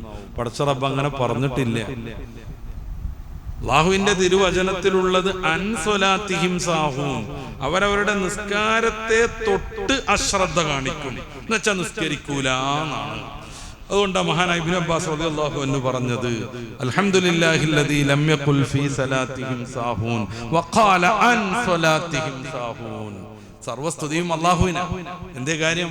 അവൻ ഫീ സലാത്തിഹിം സാഹൂൻ എന്ന് പറഞ്ഞില്ല, പിന്നെ അൻ സ്വലാത്തിഹിം സാഹൂൻ എന്ന് പറഞ്ഞു. അതുകൊണ്ട് കഴിച്ചിലായി. നിസ്കാരത്തിൽ പലപ്പോഴും ശ്രദ്ധ മാറിപ്പോകും. ശ്രദ്ധ മാറുന്നതോടുകൂടെ വൈല് കിട്ടും എന്ന് പറഞ്ഞിട്ടുണ്ടെങ്കിൽ മുഅ്മിനീങ്ങളുടെ ജീവിതം ദുസ്സഹമാകും. ഒരസാധ്യമായ കൽപ്പനയായി പോകും അത്. അതുകൊണ്ട് ഇബ്നു അബ്ബാസ് തങ്ങൾ പറയാണ് അൽഹംദുലില്ലാഹില്ലദീ ലം യഖുൽ ഫീ സലാത്തിഹിം സാഹൂൻ, നിസ്കാരത്തിൽ ശ്രദ്ധ മാറുന്നവർ എന്ന് പറയാത്ത റബ്ബിന് സർവസ്തോത്രങ്ങളും. പല മഹാന്മാരും വിശദീകരിക്കുന്നുണ്ട്. ഫീ സലാത്തിഹിം സാഹൂൻ എന്ന് പറഞ്ഞിട്ടുണ്ടെങ്കിൽ അത് മുനാഫിഖീങ്ങളെ കുറിച്ചാണ്. അൻസലാത്തിഹിം സാഹു എന്ന് പറഞ്ഞ മുഅ്മിനീങ്ങളെ കുറിച്ചാണ്. അൻസലാത്തിഹിം സാഹു എന്ന് പറഞ്ഞിട്ടുണ്ടെങ്കിൽ അത് മുനാഫിഖീങ്ങളാണ് ആവുക. കാരണം നിസ്കാരത്തെ ഉപേക്ഷിക്കും അവർ. റസൂലിന്റെ മുന്നിലൊക്കെ എത്തുമ്പോൾ നിസ്കാരം അഭിനയിക്കും. അവിടുന്ന് സ്കൂട്ടായി കഴിഞ്ഞാൽ നിസ്കാരത്തെ അവർ ഉപേക്ഷിക്കും. ഒരു താല്പര്യം അവർക്ക് ഉണ്ടാവൂല. അപ്പൊ ഫീ സലാത്തിഹിം സാഹൂൻ അൻസലാത്തിഹിം സാഹൂൻ തമ്മിൽ വലിയ വ്യത്യാസമുണ്ട്. അൻസലാത്തിഹിം സാഹൂൻ എന്ന് പറഞ്ഞുകൊണ്ട് ഇപ്പൊ മുഅ്മിനീങ്ങളല്ലാതായി പോയി. കാരണം അവർ നിസ്കാരത്തെ ഉപേക്ഷിക്കുന്നവരാ. ബോധപൂർവ്വം നിസ്കാരത്തിന്റെ ഉജൂബിനെ നിഷേധിച്ചിട്ടുണ്ടെങ്കിൽ ഇസ്ലാം ഒന്ന് പുറത്തു പോകും. ബോധപൂർവം നിസ്കാരം എന്ന് പറഞ്ഞൊരു സാധനം വാജിബല്ല എന്നൊരുത്തം പറഞ്ഞിട്ടുണ്ടെങ്കിൽ ഇസ്ലാമിൽ നിന്ന് പുറത്തു പോകും. ഇസ്ലാമിൽ ഖത്ഈയായി അറിയപ്പെട്ട ഒരു കാര്യത്തെ നിഷേധിക്കുമ്പോൾ അവൻ ഇസ്ലാമിൽ നിന്ന് പുറത്തു. അപ്പൊ ശ്രദ്ധ മാറാതിരിക്കുക എന്നൊക്കെ പറഞ്ഞാൽ പരമാവധി ശ്രദ്ധിച്ച് സൂക്ഷ്മമായിട്ടാണ് നിസ്കരിക്കേണ്ടത്. ഇൻഷാ അല്ലാഹ് യോഗയെ കുറിച്ച് നമുക്ക് പറയണം, ധ്യാനത്തെ കുറിച്ച് നമുക്ക് പറയണം. പരമാവധി ശ്രദ്ധ മാറാതെയാണ് നിസ്കരിക്കേണ്ടത്. അതുകൊണ്ട് സൂറത്തുൽ മുഅ്മിനൂൻ എന്ന് പറയുന്ന മുഅ്മിനീങ്ങളുടെ വിജയത്തെ കുറിച്ച് പരാമർശിക്കുന്ന അധ്യായത്തിന്റെ ആരംഭത്തിൽ തന്നെ ഖദ് അഫലഹൽ മുഅ്മിനൂൻ, മുഅ്മിനീങ്ങൾ വിജയിച്ചിരിക്കുന്നു, അല്ലദീന ഹും ഫീ സലാത്തിഹിം ഖാശിഊൻ. നോക്കുങ്ങൾ, ഫീ സലാത്തിഹിം ഖാശിഊൻ, അവരവരുടെ നിസ്കാരത്തിൽ ഭക്തി പുലർത്തുന്നവരാകുന്നു. നിസ്കാരത്തിൽ ഭക്തി പുലർത്തുക എന്ന് പറഞ്ഞാൽ അത് ഏറ്റവും ശ്രേഷ്ഠമായൊരു കർമ്മമാണ്. നിസ്കാരത്തിൽ ഭക്തി പുലർത്തുക, ഞാൻ നേരത്തെ പറഞ്ഞു, അതുകൊണ്ടാണ് നിസ്കാരത്തിന് കുറെ കണ്ടീഷൻ ഉള്ളത്. സക്കാത്ത് കൊടുത്തു വീട്ടണം എന്നുള്ളതാണ്. അതിലപ്പുറം സൂക്ഷ്മതന്റെ കാര്യമൊന്നുമില്ല. എന്ന് വെച്ചാൽ സൂക്ഷ്മത പാടില്ല എന്നല്ല. ഖിബലക്ക് മുന്നിട്ടിരിക്കണം, ഒതുവോടുകൂടെയായിരിക്കണം, ഇങ്ങനെ ഒന്നും വേണ്ട. ലക്ഷങ്ങൾ ചെലവഴിച്ച് നമ്മൾ ഹജ്ജിന് പോകുമ്പോൾ തവാഫിൽ മാത്രമാണ് ഒതു വേണ്ടത്. ബാക്കിയുള്ള മിക്ക കർമ്മങ്ങളിലും ഹജ്ജിൽ നിർബന്ധമായി ചെയ്യേണ്ട 10 കാര്യങ്ങളിൽ ഒന്നിൽ മാത്രമാണ് ഉളൂ വേണ്ടത്. 9 എണ്ണത്തിലും ഉളൂ വേണമെന്നില്ല. അപ്പോൾ തന്നെ അവിടെ ഇങ്ങനെ ഇളകാതെ നിൽക്കണം എന്നില്ല, ഇളകണം അതിന്റെ രീതി അനുസരിച്ച്. നിസ്കാരം അങ്ങനെയല്ല, ഉളൂ വേണം, നേസിൽ നിന്ന് ശുദ്ധി വേണം, ഖിബലക്ക് മുന്നിടണം, 3 ചലനം തുടർച്ചയായി ഉണ്ടാവാതിരിക്കണം, അന്നപാനീയങ്ങളിൽ നിന്ന് മാറണം, ചിരിക്കാൻ പാടില്ല, ഇങ്ങനെ കുറേ കാര്യങ്ങൾ. ഈ കാര്യങ്ങളൊക്കെ എന്തിനാണ്? സൂക്ഷ്മത കിട്ടാൻ, പിന്നെയും പിന്നെയും ശ്രദ്ധ വരാൻ. ഖിബലക്ക് മുന്നിടുന്നത് എന്തിനാണ്? അവിടെ കുറെ ആശയങ്ങൾ അതിലുണ്ട്. ഒന്ന് പറയാം, നമ്മൾ ഖിബലക്കൊക്കെ ഇങ്ങനെ മുന്നിട്ട് പടച്ച റബ്ബേ നീ കൽപ്പിച്ചെടുത്തേക്ക് ഞാൻ തിരിഞ്ഞു നിൽക്കുകയാണ് എന്നൊക്കെയുള്ള ബോധത്തോടുകൂടെ നിസ്കാരത്തിൽ കയറിയാൽ സൂക്ഷ്മത കൂടി കൂടി വരും. നിസ്കാരത്തിൽ സൂക്ഷ്മത ഉണ്ടാവരുത് എന്ന് ഒരിക്കലും ഞാൻ പറഞ്ഞിട്ടില്ല. എങ്ങാനും സൂക്ഷ്മത പോയാൽ വയല് കിട്ടുന്നു കരുതി ആശങ്കപ്പെടുന്ന കുറേയേറെ മുഅ്മിനീങ്ങളുണ്ട്. അവരോട് നമുക്കിത് പറയാതെ വയ്യ. ഞാനത് കൂടുതൽ വിശദീകരിക്കല്ല. നിസ്കാരത്തിൽ ശ്രദ്ധ മാറാന്ന് പറഞ്ഞിട്ടുണ്ടെങ്കിൽ പലപ്പോഴും അത് ഉണ്ടാകും. ഇബ്നുൽ അറബി തങ്ങളൊക്കെ അവിടുത്തെ തഫ്സീറിൽ പറയുന്നുണ്ട്, ഉദ്ധരിച്ചത് കാണാം പലരും. ഇബ്നുൽ അറബിയുടെ തഫ്സീർ നമുക്ക് അങ്ങനെ നോക്കാൻ പാടില്ല. മഹാനായ ഇബ്നു ജറീർ ഹൈതമി തങ്ങൾ ഫത്താവൽ ഹദീസിയ എന്ന് പറയുന്ന പ്രസിദ്ധ ഗ്രന്ഥത്തിൽ അത് സാധാരണ ആളുകളൊന്നും പാരായണം ചെയ്യരുതെന്ന് ഫത്വ കൊടുത്തിട്ടുണ്ട്. പക്ഷെ പല പണ്ഡിതന്മാർ ഉദ്ധരിച്ചത് കാണാം ഇബ്നുൽ അറബി തങ്ങളെ ഈ വിഷയത്തിൽ തന്നെ. നമ്മള് ഈ ശ്രദ്ധൊക്കെ മാറാതെ ഈ 4 റക്അത്തായിട്ട് തന്നെ ഒക്കെ നിർവഹിച്ചാകുമ്പോഴേക്ക് അത്തരം ആളുകൾ ഈ നിസ്കാരത്തിന്റെ തൊലിപ്പുറത്ത് കൂടിയെന്നാണ്. അവരതിന്റെ ലുബിലേക്ക് ഇറങ്ങിയില്ല. ഓരിങ്ങനെ തീരുമാനിക്കണത് അപ്പൊ 1-ാമത്തത് 2-ാമത്തത് 3-ാമത്തത് ഓരാ തൊലിയിലാണുള്ളത്. നിസ്കാരത്തിൽ റക്അത്തിന്റെ എണ്ണം മറക്കണം എന്നാണ് അതിന്റെ അർത്ഥം. അല്ലല്ല, അങ്ങനെ ആരും തെറ്റിദ്ധരിക്കരുത്. നിസ്കാരത്തിൽ എണ്ണം മറക്കാതെ തന്നെ ചെയ്യണം നമ്മൾ എന്നല്ല പല പണ്ഡിതന്മാരും. ഹബീബായ നബി സല്ലല്ലാഹു അലൈഹി വസല്ലമ തങ്ങൾ മറന്നത് വിശ്വാസികൾക്ക് ആശ്വാസത്തിന് വേണ്ടി ഈ ഒരു തഫ്സീറിൽ ഈ ഭാഗത്ത് ഉദ്ധരിക്കുന്നുണ്ട്. റസൂലുള്ളാഹി സ്വല്ലല്ലാഹു അലൈഹി വസല്ലമ തങ്ങൾ ഒരു പ്രാവശ്യം 2 റക്അത്തിൽ സലാം വീട്ടി. എല്ലാ വിഷയത്തിലും ഇടപെട്ട് സംസാരിക്കുന്ന അത്ര പ്രമുഖനല്ലാത്ത ഗ്രാമീണനാകുന്ന ഒരു സഹാബി വര്യൻ ഉടൻ എഴുന്നേറ്റ് ചോദിച്ചു, ആ ഖുസറത്തി സ്വലാത്തു അം നസീത യാ റസൂലല്ലാഹ്, നിസ്കാരത്തിനിടയിൽ വെച്ച് 2ആക്കി ചുരുക്കി തന്നോ? അങ്ങനൊക്കെ സംഭവിക്കാം. നിസ്കാരത്തിനിടക്ക് വെച്ച് ഖിബല മാറിയതൊക്കെ നമുക്കറിയാലോ.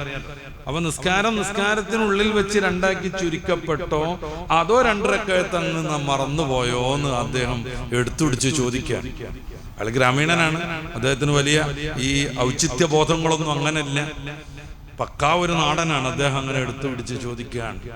ആ സമയത്ത് ഹബീബായ നബി തങ്ങൾ ഉടനെ പ്രതികരിക്കുന്നു, കുല്ലു ദാലിക ലം യകുൻ, ഒന്നും സംഭവിച്ചിട്ടില്ല, മറന്നിട്ടില്ല, ചുരുങ്ങിയിട്ടില്ല. അദ്ദേഹം അതേ നാണയത്തിൽ തിരിച്ചടിക്കുന്നു, ബഅദു ദാലിക ഖദ് കാന, എന്തോ ഉണ്ടായിട്ടുണ്ട്. റസൂലുള്ളാഹി സ്വല്ലല്ലാഹു അലൈഹി വസല്ലം തങ്ങൾ സഹാബികളിൽ പ്രമുഖരായ അടുത്തൊക്കെയുള്ള ആളുകളോട് അന്വേഷിക്കുന്നു, എന്താ അദ്ദേഹം പറയണത്? സിദ്ദീഖുൽ അക്ബർ തങ്ങൾ വിനയാന്വിതം പറഞ്ഞു കൊടുക്കുന്നു, 2 റക്അത്തിലാണ് ഇപ്പൊ നമ്മൾ സലാം വീട്ടിയത്. ഹബീബായ നബി തങ്ങൾ വല്ലലിയുന്നി മിൻകും ഉലുൽ അഹ്ലാമി വന്നുഹ, നല്ല ബോധം, നല്ല അന്തം, നല്ല ശ്രദ്ധ, നല്ല വിവേകം, പക്വത, വിസ്ഡം ഒക്കെയുള്ള ആളുകൾ എൻ്റെ അടുത്തടുത്ത് നിൽക്കണമെന്ന് അവിടുന്ന് പറഞ്ഞിട്ട് പിന്നെ 2 റക്അത്ത് കൂടെ പൂർത്തിയാക്കുന്നു. ചില പണ്ഡിതന്മാർ ഈ മസ്അല നമുക്ക് പറഞ്ഞുതരാൻ വേണ്ടി റസൂലുള്ളാഹി മറന്നത് എന്ന് പറയുന്നുണ്ട്. ആവാം, എന്നാലും മറന്നു.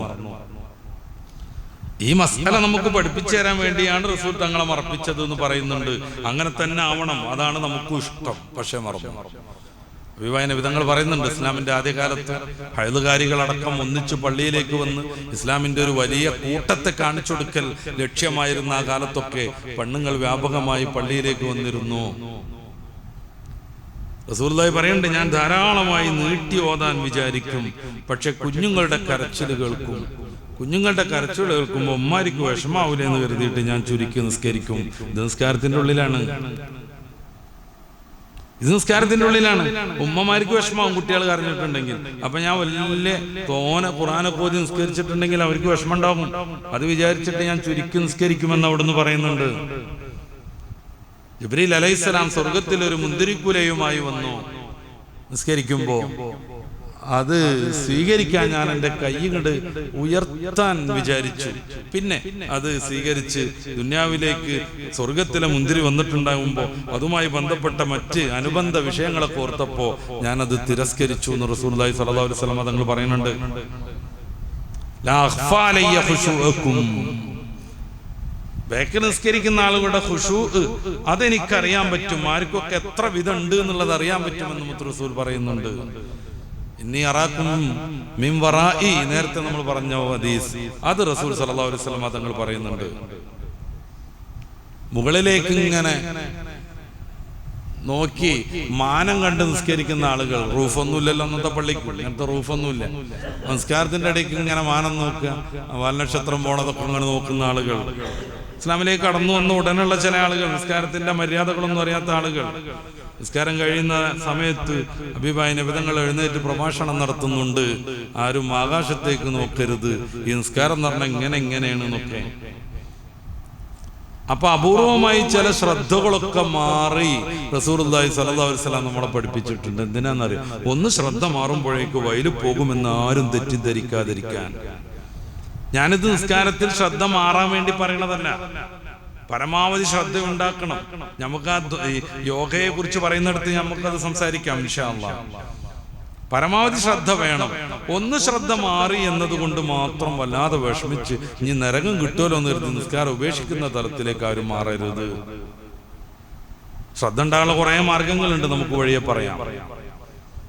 അതോടൊപ്പം ചില പണ്ഡിതന്മാർ വിശദീകരിക്കുന്നു, ഈ നരകം വയല് കിട്ടുന്നറിയണത് ആരാണ്? അല്ലദീനഹും അൻ സലാത്തിഹിം സാഹൂൻ, നിസ്കാരത്തെ ഉപേക്ഷിച്ച് തോന്നുമ്പോ സ്വല്ലി നിസ്കാരക്കാരാവുന്നു.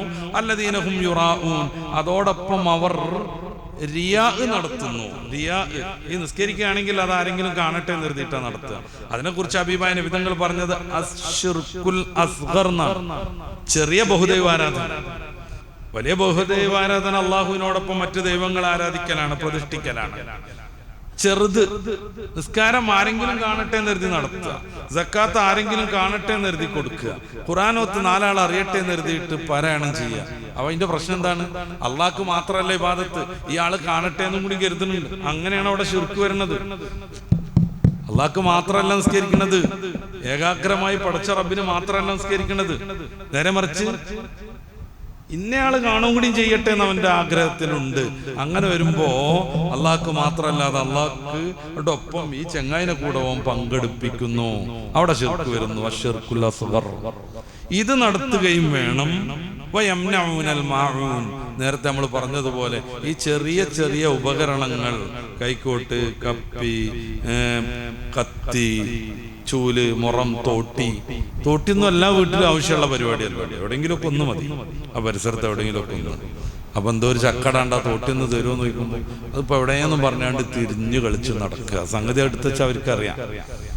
അങ്ങനത്തെ ആളുകൾ അവിടെയും സാമൂഹിക ബോധത്തിലേക്ക് നമ്മൾ എത്തുന്നു. തുടങ്ങിയ സാമൂഹിക ബോധത്തിൽ നിന്നാണ് യതീമിനെ സംരക്ഷിക്കുക, മിസ്കീന്മാർക്ക് ഭക്ഷണം ആവശ്യങ്ങൾ നിർവഹിക്കുന്നതിൽ പ്രേരണ നൽകുക. അവസാനത് എത്തിച്ചേരുന്നതും സാമൂഹിക ബോധത്തിലേക്കാണ്. പാതാളക്കരണ്ടി എന്നൊക്കെ പറഞ്ഞ സാധനമുണ്ട്, ബക്കറ്റ് പോയിട്ടുണ്ടെങ്കിൽ ഇങ്ങനെ ഇങ്ങനെ ഇങ്ങനെ തിരിച്ചെടുക്കുന്ന സാധനം. അതൊക്കെ ഒരു മഹല്ലിൽ ഒന്ന് മതി. എല്ലാ ദിവസവും ഇങ്ങനെ പോകലാപ്പത്, എല്ലാ ദിവസവും ബക്കറ്റ് കിണർ പോകലുണ്ടോ? ഇപ്പൊ 4-5 കൊല്ലമായിട്ട് നമ്മളതൊന്നും പോയ ഓർമ്മ തന്നെ ഉണ്ടാവില്ല. അതൊരു മഹല്ലിൽ ഒന്ന് മതി എന്നൊക്കെ പറയും. മയ്യത്തട്ടിലൊക്കെ ഒന്നല്ല, എല്ലാ പേരിലും ഓരോന്നുണ്ടോ. അതെപ്പോഴെങ്കിലേ സംഭവിക്കുള്ളൂ, അതിന്റെ ഉപകാരം ഉണ്ടാവുള്ളൂ. ചില സാധനങ്ങൾ അങ്ങനെ ഉണ്ട്, ഉപകാരം ഉണ്ടാവാതിരിക്കലാണ് അതിന്റെ ഗുണം. ഉപകാരം ഉണ്ടാവാതിരിക്കലാണ് അതിന്റെ ഗുണം. എന്താ ഒരു ഉദാഹരണം പറയാം. നമ്മുടെ ഒക്കെ കാറിലൊക്കെ ഈ ഗ്ലാസ് പൊട്ടിക്കണ, ഈ സീറ്റ് ബെൽറ്റ് കട്ട് ചെയ്യണ ഒരു സാധനം ഉണ്ട്, ഒരു ഹാമർ. അത് സൂക്ഷിച്ചു വെക്കണം. എങ്ങാനും ലോക്കായി എന്തൊക്കെ പ്രശ്നം വരുന്നു, അള്ളാഹു നമ്മളൊക്കെ കാത്തു രക്ഷിക്കട്ടെ. ആ സമയത്ത് ഗ്ലാസ് പൊട്ടിക്കണം എന്നുണ്ടെങ്കിൽ ഈ സാധനം വേണം. പക്ഷെ ഇത് തീരെ യൂസ്ഫുൾ ആവാതിരിക്കലാണ് നമ്മുടെ പ്രാർത്ഥന. ചിലത് അങ്ങനെ ഉണ്ടാവും, പക്ഷെ സാധനമാണ്. മയ്യത്ത് കട്ടിൽ അങ്ങനെയാണ്, ഒന്ന് വേണം, ഒന്ന് മതി. പക്ഷെ അത് തീരെ ഉപയോഗിക്കാതെ പൊടി പിടിച്ച് കിടക്കലാണ് ഈമാനൊക്കെ കുറഞ്ഞ നമ്മളൊക്കെ താല്പര്യം. അത് എടുക്കരുതേ പടച്ചോലെ എന്നുള്ളിടത്താണ് നമ്മളൊക്കെ മുറാദ്. എന്നോട് ചോദിച്ചിട്ടുണ്ട് എൻ്റെ അതൊരു മോൻ, എത്ര കാലമായി നിങ്ങൾ വാങ്ങിച്ചിട്ട് വല്ല ഉപകാരം ഉണ്ടായോ ഇതിനെ പറ്റി, ഈ ഗ്ലാസ് പൊട്ടിക്കണ ഹാമറിനെ പറ്റി, അല്ലെങ്കിൽ സീറ്റ് ബെൽറ്റ് കട്ട് ചെയ്യണതിനെ കുറിച്ച്. അതൊക്കെ നമ്മുടെ ഡ്രൈവറുടെ കയ്യെത്തും ദൂരത്തും വേണ്ട സാധനങ്ങളാണ് അതൊക്കെ. ആ സാധനം ഉണ്ടെങ്കിലും അത് തീരെ ഉപയോഗിക്കാതിരിക്കലാണ് അതിന്റെ ഗുണം. അപ്പൊ പാതാളക്കരണ്ടി ഈ ഇത് ഇങ്ങനെ ചുറ്റി പൊക്കിയെടുക്കണ ഈ സാധനം ഒരു മഹല്ലത്തിലൊന്നു മതി. എന്നിട്ട് അതൊന്ന് അന്വേഷിച്ച് ചെല്ലണ സമയത്ത് അതിപ്പോ എവിടെ വെച്ചല്ലോ എന്നൊക്കെ പറഞ്ഞ് തിരിഞ്ഞളിച്ച് നടക്കുക. ഈ 3 അനൗചിത്യങ്ങൾ ഒരുമിച്ച് കൂടണം. ഒന്ന്, നിസ്കാരത്തെ ഉപേക്ഷിക്കുക, എപ്പോഴെങ്കിലുമൊക്കെ നിസ്കരിക്കുക, തീരെ നിസ്കരിക്കാത്ത ആളല്ല. രണ്ടാമത്തേത്, നിസ്കരിക്കുകയാണെങ്കിൽ റിയാഇന് വേണ്ടി നിസ്കരിക്കുക, 4 അറിയട്ടെ കാണട്ടെ എന്ന് കരുതിയിട്ട് നിസ്കരിക്കുക. മൂന്നാമത്തത് യംനഉനൽ മാഊൻ, ചെറിയ ഉപകരണങ്ങൾ പോലും ഒരാൾക്ക് സഹായം ചെയ്യാതെ തടഞ്ഞു വെക്കുക. ഇത് 3 കൂടെ ഒരുമിച്ച് കൂട്ടുന്നവർക്കാണ്, ഏതെങ്കിലും ഒന്ന് ചെയ്യുന്നവർക്കല്ല വൈല് എന്ന് പ്രത്യേകം പണ്ഡിതന്മാർ വിശദീകരിക്കുന്നുണ്ട്. ഞാനതിന്റെ വാർത്തൊന്നും വായിച്ചിട്ട് സമയം കൂടുതൽ എടുക്കുന്നില്ല. അപ്പോ നമ്മൾ സാധാരണ വഴന്ന് കേൾക്കുന്ന രീതിയിലാണ് ഇതിന്റെ അർത്ഥം എന്ന് വെച്ചാൽ പോലും, ഏത് നിസ്കാരത്തിൽ ശ്രദ്ധ മാറുക എന്നാണ്. ഞാൻ പറഞ്ഞതല്ല, ഞാൻ പറഞ്ഞെന്തായിരുന്നു, നിസ്കാരത്തെ ഉപേക്ഷിക്കാന്നായിരുന്നു. പറഞ്ഞോയോ? ഞാൻ പറഞ്ഞ നിസ്കാരത്തെ ഉപേക്ഷിക്കാന്നായിരുന്നു. അങ്ങനെയല്ല, നമ്മൾ ഇതുവരെ കേട്ട് വന്ന രീതിയിലാണ് ഇതിന്റെ അർത്ഥം എന്ന് സങ്കല്പിക്കുക. അതുകൊണ്ട് മാത്രമല്ല വൈദ്യ കിട്ടുന്നത്. പിന്നെയോ റിയാ നടത്താൻ വേണം. ഈ ചെറിയ ചെറിയ വസ്തുക്കൾ പോലും ഒരു മനുഷ്യന് ഉപകാരത്തിന് കൊടുക്കാതെ തടഞ്ഞു വെക്കുകയും വേണം. ഈ 3 കാര്യങ്ങൾ ഒരുമിച്ച് കൂട്ടിയാലാണ് വൈല് എന്ന് പറയുന്ന സംഭവം ഉണ്ടാവുക. റിയാ വന്നാൽ പിന്നെ വൈലുണ്ടാവും എന്നുള്ളതിൽ വലിയ തർക്കമൊന്നും വേണ്ട. ഞാൻ പറഞ്ഞല്ലോ, ശിർക്കുൽ അസ്ഗർ, അതിനെ കുറിച്ച് റസൂൽ തങ്ങൾ പറഞ്ഞത് അത് ചെറിയ ശിർക്കാണെന്നാണ്. നിസ്കാരം മനുഷ്യനെ സംസ്കൃതനാവും, ഒരു തർക്കമല്ല. കുറെ ആയത്തുകൾ നമ്മുടെ മുമ്പിലുണ്ട്. ഷുഐബ് നബി അലൈഹി സ്വലാത്തു വസ്സലാമിനോട് ചെന്നിട്ട്, നിങ്ങളുടെ നിസ്കാരമാണോ ഞങ്ങൾ ആരാധിക്കുന്ന ദൈവങ്ങളിൽ നിന്ന് വിട്ടുനിൽക്കാൻ പ്രേരിപ്പിക്കുന്നത് എന്ന് ചോദിക്കുന്നുണ്ട്. സൂറത്തുൽ അഹ്സാബിൽ നമുക്ക് കാണാം, അസ്സലാത്തുക തഅ്മുറുക, ഈ നിസ്കാരമാണോ നിങ്ങളോട് കൽപ്പിക്കണം ഞങ്ങൾ പാരമ്പര്യമായിട്ട് ഇങ്ങനെ ആരാധിച്ചു വരുന്ന ദൈവങ്ങളെ, പ്രതിഷ്ഠകളെ, ഞങ്ങളുടെ മൂർത്തികളൊക്കെ ഉപേക്ഷിക്കണം എന്ന് പറയുന്നത്, ഞങ്ങളുടെ താഹൂത്തുകളെ ഉപേക്ഷിക്കണം എന്ന് പറയുന്നത് എന്നല്ല. ഇന്നസ്സലാത്ത തൻഹാ അനിൽ ഫഹ്ശാഇ വൽ മുൻകർ വലദിക്റുല്ലാഹി അക്ബർ. നിസ്കാരം എല്ലാ വൃത്തികേടിൽ നിന്നും നമ്മളെ തടയുന്നു, സംരക്ഷിക്കുന്നു എന്ന് ഖുർആൻ പറയുന്നുണ്ട്. എങ്ങനെയാണ് ആ ഒരു തലത്തിലേക്ക് നമ്മൾ എത്തുക? അപ്പോഴാണ് നമ്മൾ ധ്യാനത്തെ കുറിച്ചും യോഗയെ കുറിച്ചൊക്കെ ചർച്ച ചെയ്യേണ്ടി വരുന്നത്. നേരത്തെ ഞാൻ സൂചിപ്പിച്ചതുപോലെ അമിതമായി പോരുഷകൾ അടിച്ചേൽപ്പിച്ച് ഇന്ന് ആകെ പ്രചാരത്തിലുള്ള ഒരു പ്രധാനപ്പെട്ട എക്സസൈസ് രീതിയാണ് യോഗാസനം. യോഗ ഒരു എക്സസൈസാണ്. ആ അർത്ഥത്തിൽ അതിനെ കാണുന്നതിനപ്പുറം അതൊരു സർവ പ്രശ്ന സംഹാരിയാണ് എന്നുള്ള രീതിയിലേക്ക് ഇന്ന് കാര്യങ്ങൾ വളരെ പ്രതിലോമകരമായ രീതിയിൽ വലിച്ചു നീട്ടപ്പെട്ടുകൊണ്ടിരിക്കുന്നു. ഒരു എക്സസൈസ് എന്ന രീതിയിൽ, ഒരു വ്യായാമം എന്ന രീതിയിൽ അതിന് കുറെ ഏറെ ഗുണങ്ങളുണ്ട് എന്നുള്ളതിൽ തർക്കമൊന്നുമില്ല. നമ്മള് ഒരു ദിവസം ശാരീരികമായി ഒരു പ്രവർത്തനവും നടത്താതെ നമ്മളിങ്ങനെ ഒതുങ്ങി നിന്നിട്ടുണ്ടെങ്കിൽ നമ്മുടെ ഓജസ്സും തേജസ്സും ശക്തിയും 5% കുറഞ്ഞു പോകുന്നതാണ്. 5%. ഒരു 3 ദിവസം ആകുമ്പോഴേക്ക് അത് ഏകദേശം നല്ലൊരു രീതിയിൽ കുറഞ്ഞു പോകുന്നതാണ്. ഏകദേശം നല്ലൊരു രീതിയിൽ അത് കുറഞ്ഞു പോകുന്നു. അത് സ്വാഭാവികം മാത്രം. നമ്മളിപ്പോ ഒരു യന്ത്രം വാങ്ങുന്നു, തീരെ പ്രവർത്തിപ്പിക്കാതെ അതൊരു മൂലക്കിടുന്നു, അതിന്റെ പ്രവർത്തനക്ഷമത തീരും, ഒരു കുഴപ്പമില്ലാതെ അത് അവസാനിക്കും. നമ്മളൊരു ജനൽ ഫിറ്റ് ചെയ്യണം, തീരെ തുറക്കാതെ വെക്കണം, ഒരു കൊല്ലം കഴിഞ്ഞ് നമ്മൾ തുറക്കുകയാണെങ്കിൽ അതിന്റെ വിജാഗിരി നശിച്ച് അത് പിന്നെ ഉപയോഗശൂന്യമായി തീരും. നമ്മുടെ മുട്ടുംകാലം എങ്ങനെ, തീരെ നമ്മൾ ഇരിക്കണില്ല എന്നുണ്ടെങ്കിൽ കുറച്ച് കഴിയുമ്പത്തിന് അതങ്ങനെ ഇരിക്കാൻ കഴിയാതെ വരും. അപ്പൊ ശരീരത്തിന് ഏറ്റവും ആവശ്യമായ ഒരു കാര്യമാണ് ഈ വ്യായാമം, എക്സസൈസ് എന്ന് പറയുന്നത്. മുമ്പ് ഞാൻ സൂചിപ്പിച്ചിട്ടുണ്ട്, എന്ന് പറയുന്ന ആയത്തിന്റെ വിശദീകരണത്തിൽ ഇമാം ഖുർത്തുബി പറയുന്ന ഒരു സംഭവം. ഒരാൾ വന്നിട്ട് എനിക്ക് എല്ലാ വിഷയത്തിലും ഒരു കട്ട് ഓഫ് ആണെന്ന് കംപ്ലൈന്റ് പറയുമ്പോൾ ഹബീബായ നബി സല്ലല്ലാഹു അലൈഹി വസല്ലം തങ്ങൾ പറയുന്നത് നിങ്ങളുടെ നടത്തത്തെ സ്പീഡ് കൂട്ടണം എന്നാണ്. വലിയ ബുദ്ധിമുട്ടൊന്നുമില്ലാതെ ചെയ്യാൻ പറ്റുന്ന ഏറ്റവും നല്ലൊരു എക്സസൈസ് ആണ് ഈ നടത്തം എന്ന് പറഞ്ഞത്. ഒരു 20 മിനിറ്റ് അല്ലെങ്കിൽ ഒരു 40 മിനിറ്റ് ഒക്കെ അത്യാവശ്യം വിളകിയിട്ട് നടക്കുകയാണെന്നുണ്ടെങ്കിൽ അറ്റാക്കിന്റെ പ്രശ്നങ്ങളൊന്നും ഉണ്ടാവില്ല. ഈ തീവ്രമായ എക്സസൈസ് ഒക്കെ ചെയ്താൽ പലപ്പോഴും അത് കാരണം നമുക്ക് വലിയ അപായങ്ങൾ ഉണ്ടാവും. ഇപ്പൊ യോഗാസനത്തിന്റെ ഒക്കെ ഭാഗമായിട്ടുള്ള ഒരു ശീർഷാസനം, ഹഠാസനം, രാജാസനം, അങ്ങനെ കുറെ സാധനങ്ങളുണ്ട്. അതിൽ എത്രയൊക്കെ വിശദീകരിക്കാൻ പറ്റുമെന്ന് എനിക്കറിയില്ല ഈ ഒരു ക്ലാസ് കൊണ്ട്. ഈ ശീർഷാസനം എന്നൊക്കെ പറയുന്ന സാധനം തല കുത്തനെ വെച്ച് കാല് മേലക്കാക്കുന്നതാണ്. അപ്പോ ശരീരത്തിന്റെ അടിഭാഗത്തു നിന്നൊക്കെ ഒന്നിച്ച് ഈ രക്തം ഇങ്ങനെ ഈ തലച്ചോറിന്റെ ഭാഗത്തേക്ക് വന്നുകൊണ്ടിരിക്കും. അപ്പൊ തലച്ചോറിൽ രക്തം ധാരാളമായി ഇങ്ങനെ വരുമ്പോ തലച്ചോറിന് ആവശ്യമായ ഓക്സിജനും മറ്റു കാര്യങ്ങളൊക്കെ പ്രവർത്തനക്ഷമമാവും. അങ്ങനെ കുറെ ഗുണമുണ്ടാവും, മുഖത്തിന് ചൈതന്യം ഉണ്ടാവും, ഒക്കെ പറയുന്നുണ്ട്. പക്ഷേ അറ്റാക്കിന്റെ സാധ്യതയുള്ള ആളുകൾ ഇത് ചെയ്യുമ്പോൾ ചിലപ്പോൾ അടിച്ചു പോകും. നടത്തത്തിന് അങ്ങനെ വിഷയമൊന്നുമില്ല. അത്യാവശ്യം വിളകി കുറെ നടത്തക്കാരെ നമുക്ക് കാണട്ടോ, പുരുപുരേന വർത്താനം പറഞ്ഞിട്ട് അതിൽ കാര്യം വളരെ കുറവാണ്. പാട്ട് വെച്ചിട്ട് ഇങ്ങനെ നടക്കുന്ന ആളുകളുണ്ട്, വളരെ വളരെ കുറവാണ്.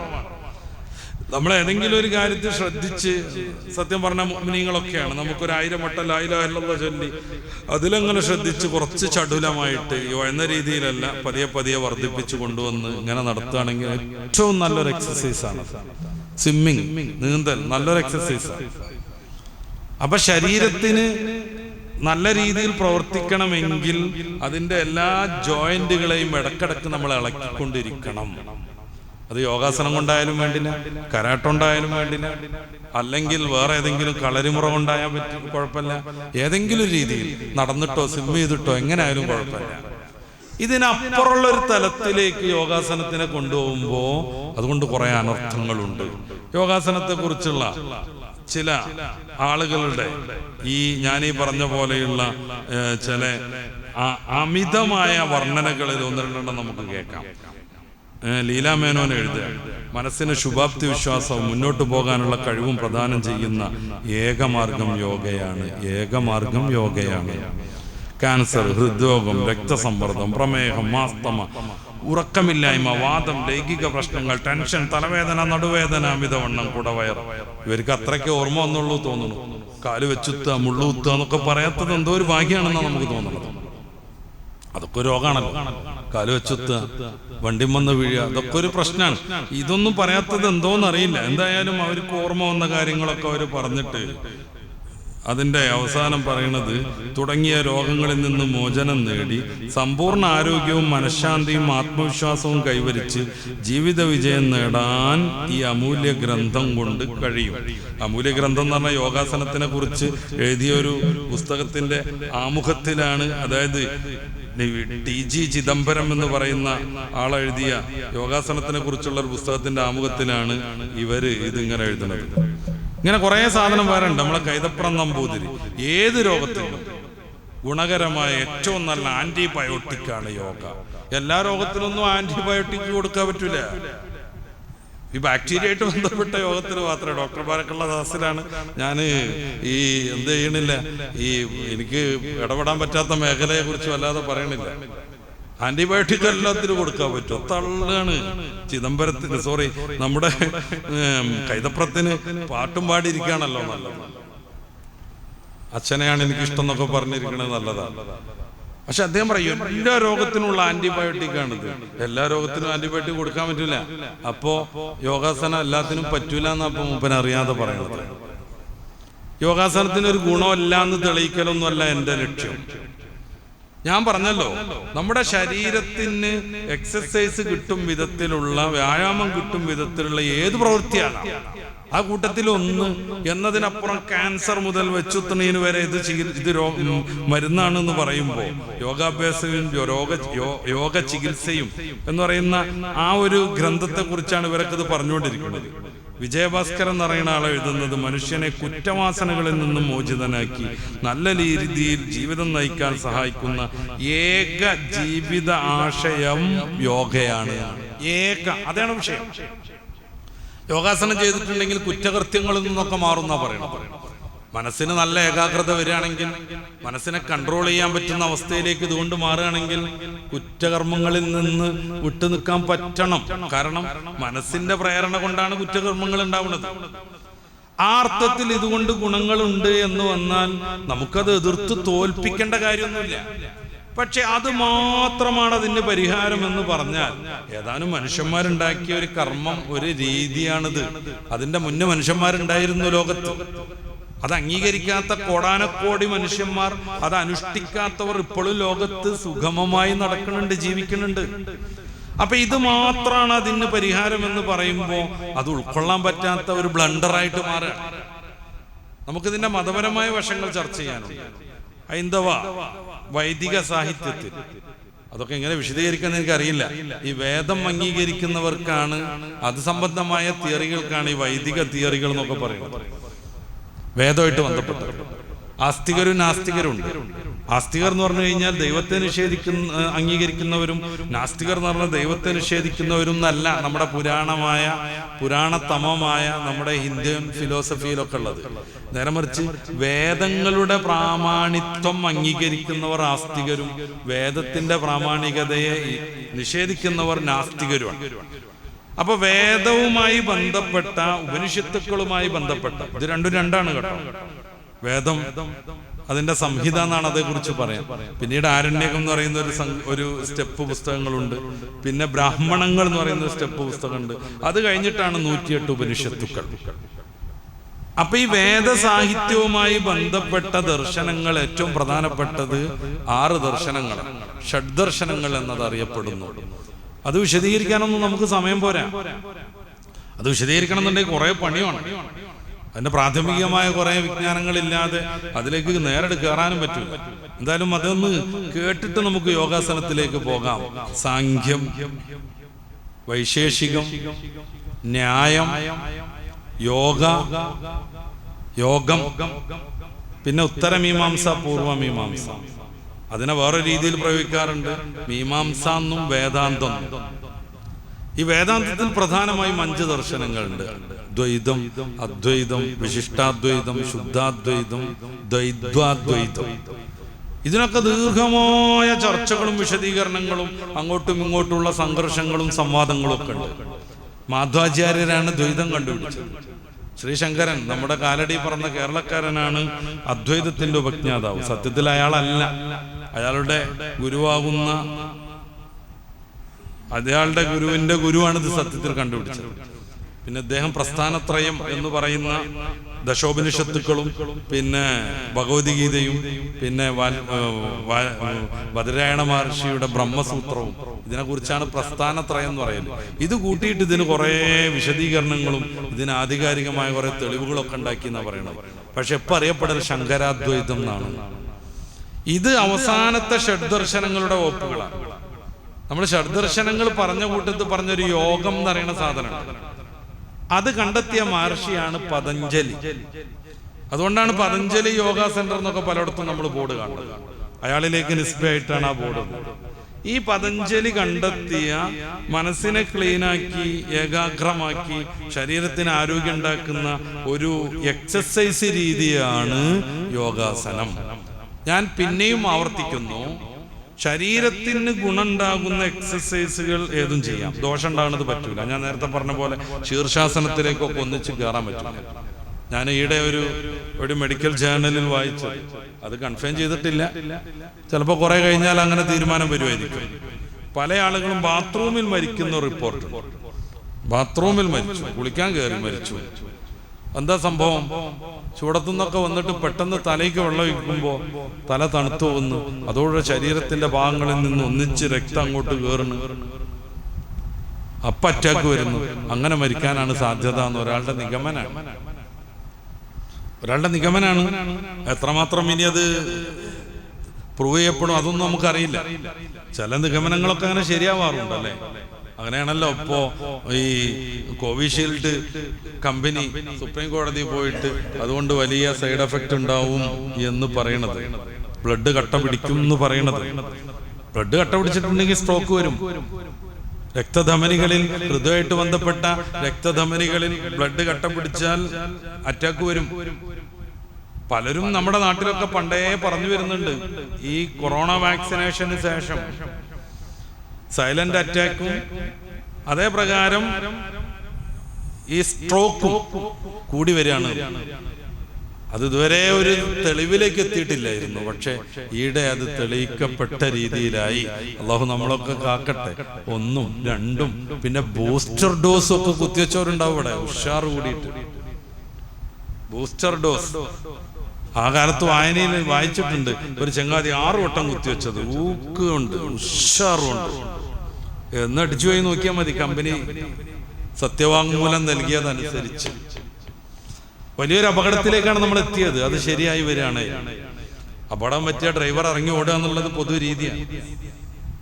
അതുകൊണ്ടിപ്പോ കൊറോണ വാക്സിന്റെ സർട്ടിഫിക്കറ്റ് എടുക്കുമ്പോൾ ഡ്രൈവറെ കാണാനില്ല, ഇറങ്ങി ഓടിയിരിക്കും. അതതിൻ്റെ ഒരു രീതിയാണ്, പൊതു രീതിയാണ്. നമ്മുടെ കേരളത്തിലൊക്കെ ഉണ്ടാകണേ. പാണ്ടി ലോറി ഇടിച്ച് കയറി അവസാനം അടിച്ച് കുത്തി ഓട്ടോറിക്ഷക്കങ്ങൾ ചമ്മന്തിയായ പിന്നെ മൂപ്പരെ കാണില്ല, ഡ്രൈവർ ഇറങ്ങി ഓടും. ആക്സിഡന്റ് പറ്റുമ്പോൾ ഡ്രൈവർ ഇറങ്ങി ഓടുക എന്നുള്ളൊരു പൊതു രീതിയാണ്. കൊറോണന്റെ വാക്സിനേഷൻ സർട്ടിഫിക്കറ്റ് എടുക്കുമ്പോൾ ഇപ്പൊ ഡ്രൈവറെ കാണാനില്ല, ഇറങ്ങി ഓടിയിരിക്കുകയാണ്. അപ്പൊ ഈ അറ്റാക്ക് വരിക, ശീർഷാസനം അടിച്ചൊന്ന് ഉഷാറാക്കി. പൊതുവെ തന്നെ നമ്മുടെ എക്സസൈസിന് ഒരു രീതി ഉണ്ട്. ഖുർആൻ ഖത്തോദന മാതിരി ഊക്കിലാണ് തുടങ്ങും. 2-3 ദിവസം പൊള്ളിയായിരിക്കും, പിന്നെ അങ്ങടെ തീരും. പണ്ടത്തെ പാട്ടിൽ പിന്നെ കത്തൊക്കെ നിർത്തി എന്ന് പറയണ മാതിരി പിന്നെ എക്സസൈസ് ഒക്കെ നിർത്തി. ഖുർആൻ എത്ര കത്തം തുടങ്ങിയിട്ടുണ്ട്. പിന്നെ അങ്ങനെ എന്തെങ്കിലും ഒരു വയതിൽ പ്രചോദിതനാവുമ്പോ പിന്നെയും തുടങ്ങും. അങ്ങോട്ട് കംപ്ലീറ്റ് ആവലില്ല പലർക്കും. പലപ്പോഴും എക്സസൈസിന്റെ രീതി അങ്ങനെയാണ്. ഒരു ദിവസം കണ്ട് ചെന്നിട്ട് 2 മണിക്കൂർ അടിച്ച് പൊളിച്ച് പിറ്റേ ദിവസം അങ്ങനെയൊക്കെ ഉണ്ടാവും. പിന്നെ ഇങ്ങനെ കുറയലുടങ്ങി. അതല്ല വേണ്ടത്. ഏറ്റവും ശ്രേഷ്ഠമായ അമൽ ഏതാണെന്ന് ഹബീബായ നബി തങ്ങളോട് ചോദിക്കുന്നുണ്ട്. സല്ലല്ലാഹു അലൈഹി വസല്ലം തങ്ങൾ പറയുന്നത്, അഹബ്ബുൽ അഅമാലി ഇലല്ലാഹി അദ്വമുഹാ വ ഇൻ ഖൽ. ഇത്തിരി കുറഞ്ഞാലും അള്ളാഹുവിന് ഏറ്റവും ഇഷ്ടമുള്ള പണി എന്താ? നിത്യമായി ചെയ്യുന്നതാണ്. സുബഹിസ്കാരം കഴിയുക, ദിക്റൊക്കെ ചെല്ലുക, കുറച്ച് ഖുർആനൊക്കെ ഓതുക, എന്നിട്ട് ഇറങ്ങുക, 1/2 മണിക്കൂർ നടക്കുക. പാട്ട് കേട്ട് നടക്കരുത്. ആളൊപ്പം ഉണ്ടാവണത് നല്ലതാണ്, പക്ഷെ വർത്താനം പറഞ്ഞ അങ്ങനെ നടക്കരുത്. ഏകാഗ്രമായ വല്ല ചിന്ത, ദിക്ർ, ഫിക്ർ. അപ്പൊ യോഗാസനം എന്ന് പറയുന്നത് അവരുടെ മതപരമായ അനുഷ്ഠാനത്തിന്റെ ഭാഗമായിട്ടുള്ള ഒരു കർമ്മമായിട്ട് നമുക്ക് വിലയിരുത്താൻ പറ്റും. ആ രീതിയിൽ ഒരു മുസ്ലിമിന് യോഗാസനം ചെയ്യാൻ പറ്റില്ല. ഇപ്പൊ ഉദാഹരണമായിട്ട് യോഗയിൽ 8 ഉപവകുപ്പുകളുണ്ട്. എല്ലാം കൂടി ഒന്ന് വിശദീകരിക്കാൻ സമയം. യോഗയിൽ 8 ഉപവകുപ്പുകളുണ്ട്. അതിന്റെ പേര് കേട്ടാൽ തന്നെ നമുക്ക് അതെന്താണെന്നൊന്നും അങ്ങനെ അറിയില്ല. അതിൽപ്പെട്ട ഒന്നാണ് ധ്യാനം, അതിൽപ്പെട്ട മറ്റൊന്നാണ് ഈ കൃത്യമായി പറയുകയാണെന്നുണ്ടെങ്കിൽ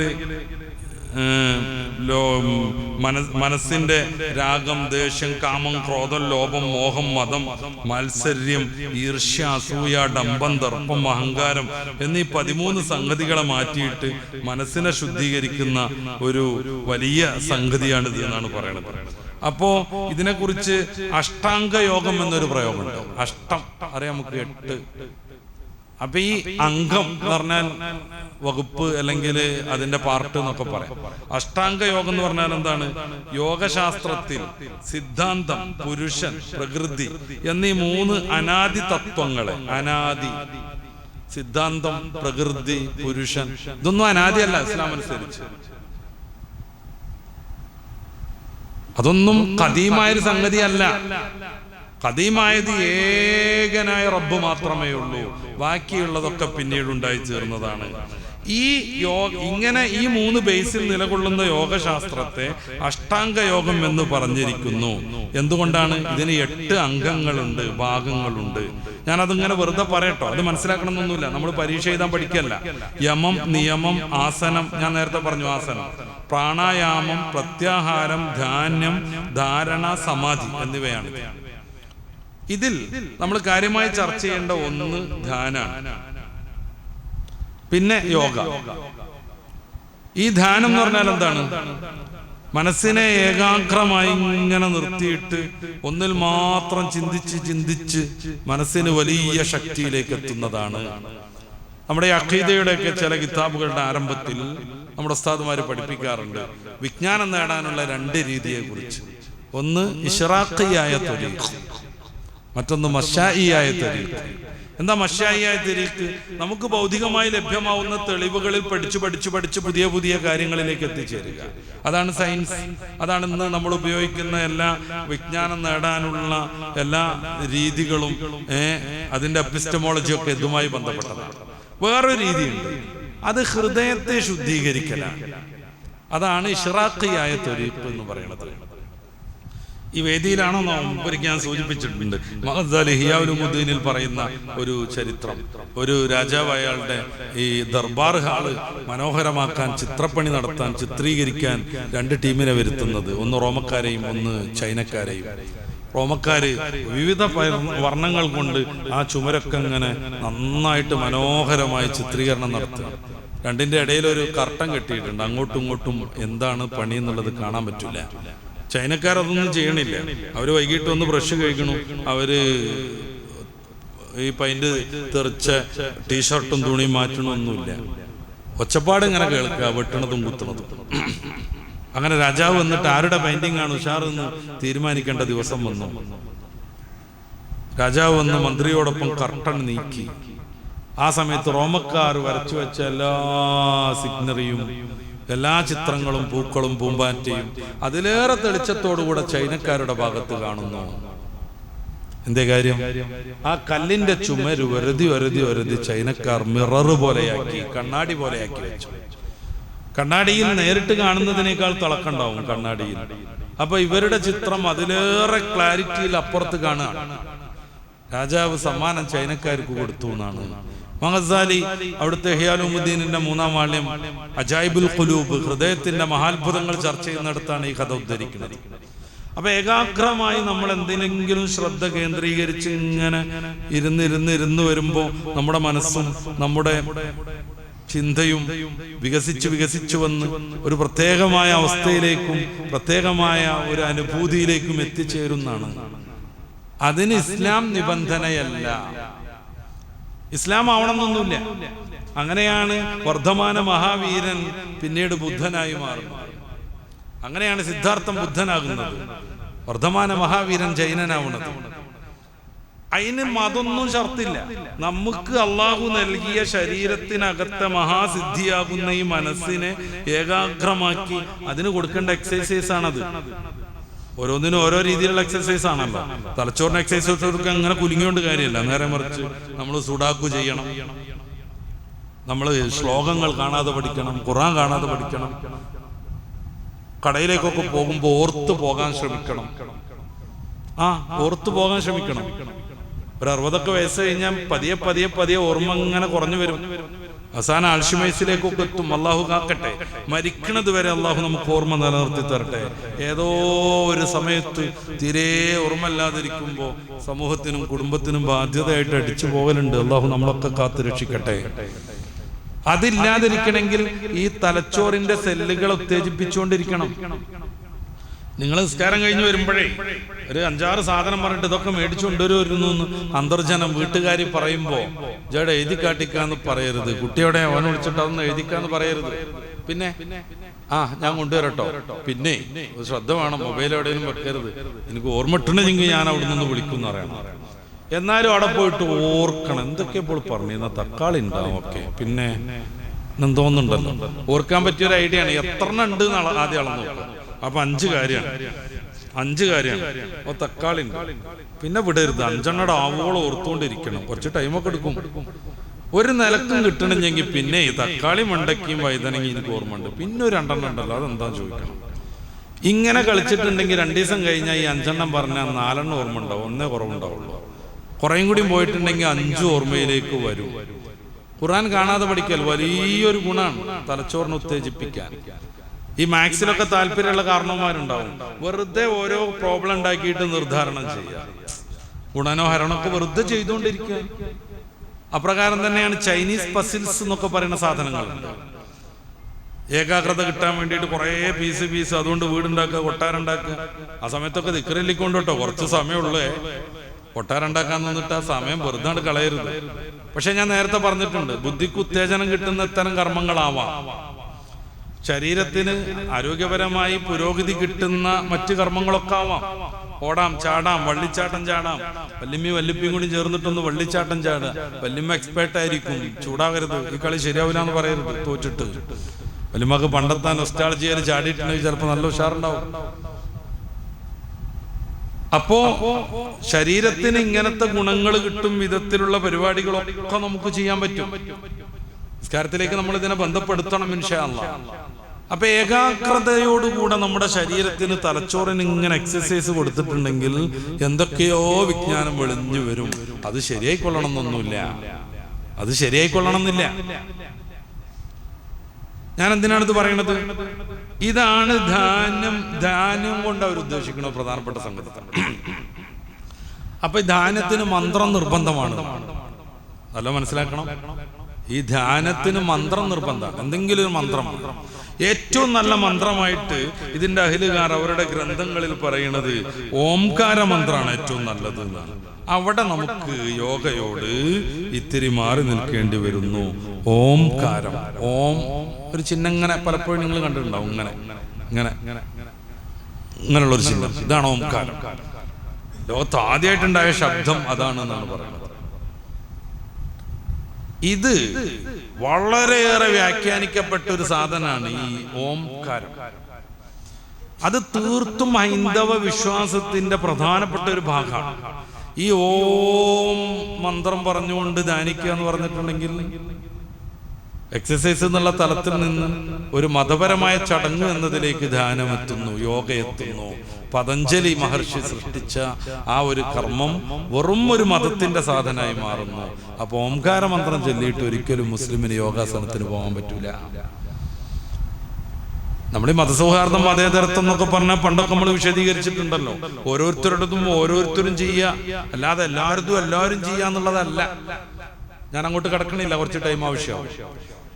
ഓംകാര മന്ത്രം ചൊല്ലി, അതല്ലെങ്കിൽ ഗണപതി മന്ത്രം ചൊല്ലി, ശരിക്കും CD-യിലൊക്കെ ഇട്ടിട്ട് പല മുസ്ലിം വീട്ടിലും സ്ത്രീകളൊക്കെ ഈ CD അല്ലെങ്കിൽ അതുപോലെയുള്ള പെൻഡ്രൈവ് ഒക്കെ കുത്തിയിട്ട് അതിൽ കണ്ടിട്ട് യോഗാസനം നടത്തുന്നുണ്ട്. അതിങ്ങനെ പടിഞ്ഞിരുന്നിട്ട്, അതിനായ ഇരുത്തത്തിനൊക്കെ കുറെ പേരുണ്ട് കേട്ടോ, ഒന്നും ഇവിടെ പറയേണ്ടതല്ലല്ലോ. ഇങ്ങനെ പിടിച്ചിട്ട് ഗണപതിയുടെ പുകഴ്ത്തുന്ന ഒരു മന്ത്രമാണ് ചൊല്ലുക. ഗണപതി എന്ന് പറഞ്ഞു കഴിഞ്ഞാൽ വിഘ്നേശനാണ്. വിഘ്നം എന്ന് പറഞ്ഞാൽ തടസ്സം, പ്രയാസം. അവരുടെ കൺസെപ്റ്റാണ് ഞാൻ പറയുന്നത്. അപ്പൊ തടസ്സങ്ങളൊക്കെ ഇല്ലാതാക്കേണ്ട ആളാണ് ശരിക്കും പറഞ്ഞാൽ ആ വകുപ്പിലെ ആളാണ് ആര്? ഗണപതി. വിഘ്നേശൻ എന്നാണ് അയാളുടെ പേര്. അതുകൊണ്ട് ഗണപതി മന്ത്രം ചൊല്ലിയിട്ട് യോഗാസനം തുടങ്ങുക. മുസ്ലിമിനത് പറ്റൂല. പടച്ച റബ്ബിനെ അല്ലാതെ മറ്റൊരു വസ്തുവിന്, എത്രമേൽ ശ്രേഷ്ഠനായ വസ്തുവാണെങ്കിലും അള്ളാഹുവിന്റെ സ്വന്തം ആളാണെങ്കിലും അവരാരാധിക്കാൻ മുസ്ലിമിന് സമ്മതമല്ല.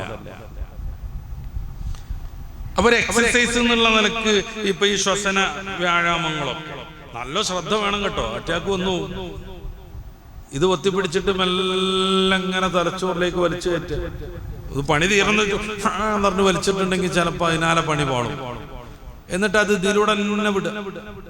അങ്ങനെ 10 പ്രാവശ്യമൊക്കെ ചെയ്തിട്ട് ഇത് പൊത്തിപ്പിടിച്ച് ഇതിലൂടെ കയറ്റിയിട്ട് ഇതിലൂടെ തന്നെ വിടുക. എന്നിട്ട് ഇതിലൂടെ കയറ്റിയിട്ട് ഇതിലൂടെ വിടുക 10 പ്രാവശ്യം. പിന്നെ ഇതിലൂടെ കയറ്റിയിട്ട് ഇതിലൂടെ വിടുക.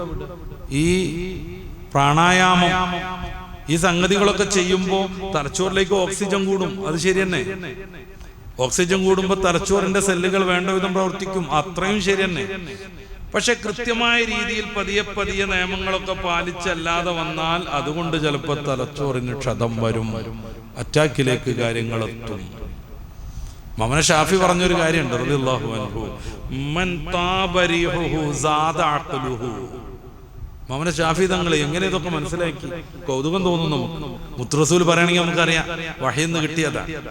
മമന ഷാഫി തങ്ങൾ വഹീന്റെ ആളല്ലല്ലോ. പക്ഷെ വഹീന്റെ വാഹകനെ വല്ലാതെ ഇഷ്ടപ്പെട്ട് പിൻപറ്റിയയാൾ ഏതെങ്കിലും ഹദീസിൽ നിന്ന് അവിടുന്ന് നിർദ്ധാരണം ചെയ്തതായിരിക്കും. മൻ ത്വാബ റീഹുഹു സാദ അഖ്ലുഹു. ആരുടെയെങ്കിലും സ്മെല്ല് നന്നായിട്ടുണ്ടെങ്കിൽ ബുദ്ധി കൂടും.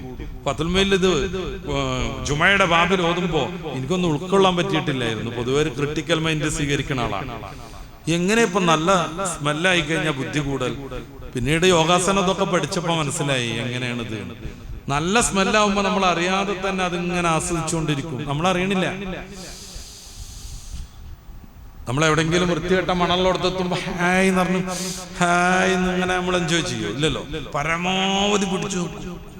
എന്നിട്ട് നമ്മൾ ഈ വെറുതെ പിടിച്ചെന്നിട്ട് കേറാൻ സാധ്യത ഉണ്ടെങ്കിൽ പൊത്തും, സ്പീഡിൽ നടക്കും. എന്താ കാര്യം? ഇത് നമുക്ക് ഉൾക്കൊള്ളാൻ പറ്റണില്ല, എൻജോയ് ചെയ്യാൻ പറ്റണില്ല. നേരെ വെച്ച് നല്ലൊരു പൂന്തോട്ടത്തിലെത്തിയാലോ, നല്ല റോസിന്റെ മണം വന്നാലോ നമ്മൾ അറിയാതെ എൻജോയ് ചെയ്തുകൊണ്ടിരിക്കും. കൂടുതൽ ഓക്സിജൻ തലച്ചോറിലേക്ക് എത്തും. സ്വാഭാവികമായും നമ്മുടെ തലച്ചോറിന്റെ ബ്രെയിനിന്റെ സെല്ലുകൾ വേണ്ട വിധം വർക്ക് ചെയ്യും, ബുദ്ധി കൂടും. ജുമാക്ക് പോണീന്റെ മുന്നേ ബുദ്ധി കൂട്ടാനുള്ള ഐഡിയ പഠിപ്പിക്കണം. അതാണ് ഇസ്ലാം. അപ്പോ ഇതുപോലെയുള്ള മതപരമായി ബന്ധമുള്ള രീതിയിൽ ഈ സംഗതിയെ സമീപിക്കുന്നത് ഒരു നിലക്കും നമുക്ക് പാടുള്ളതല്ല.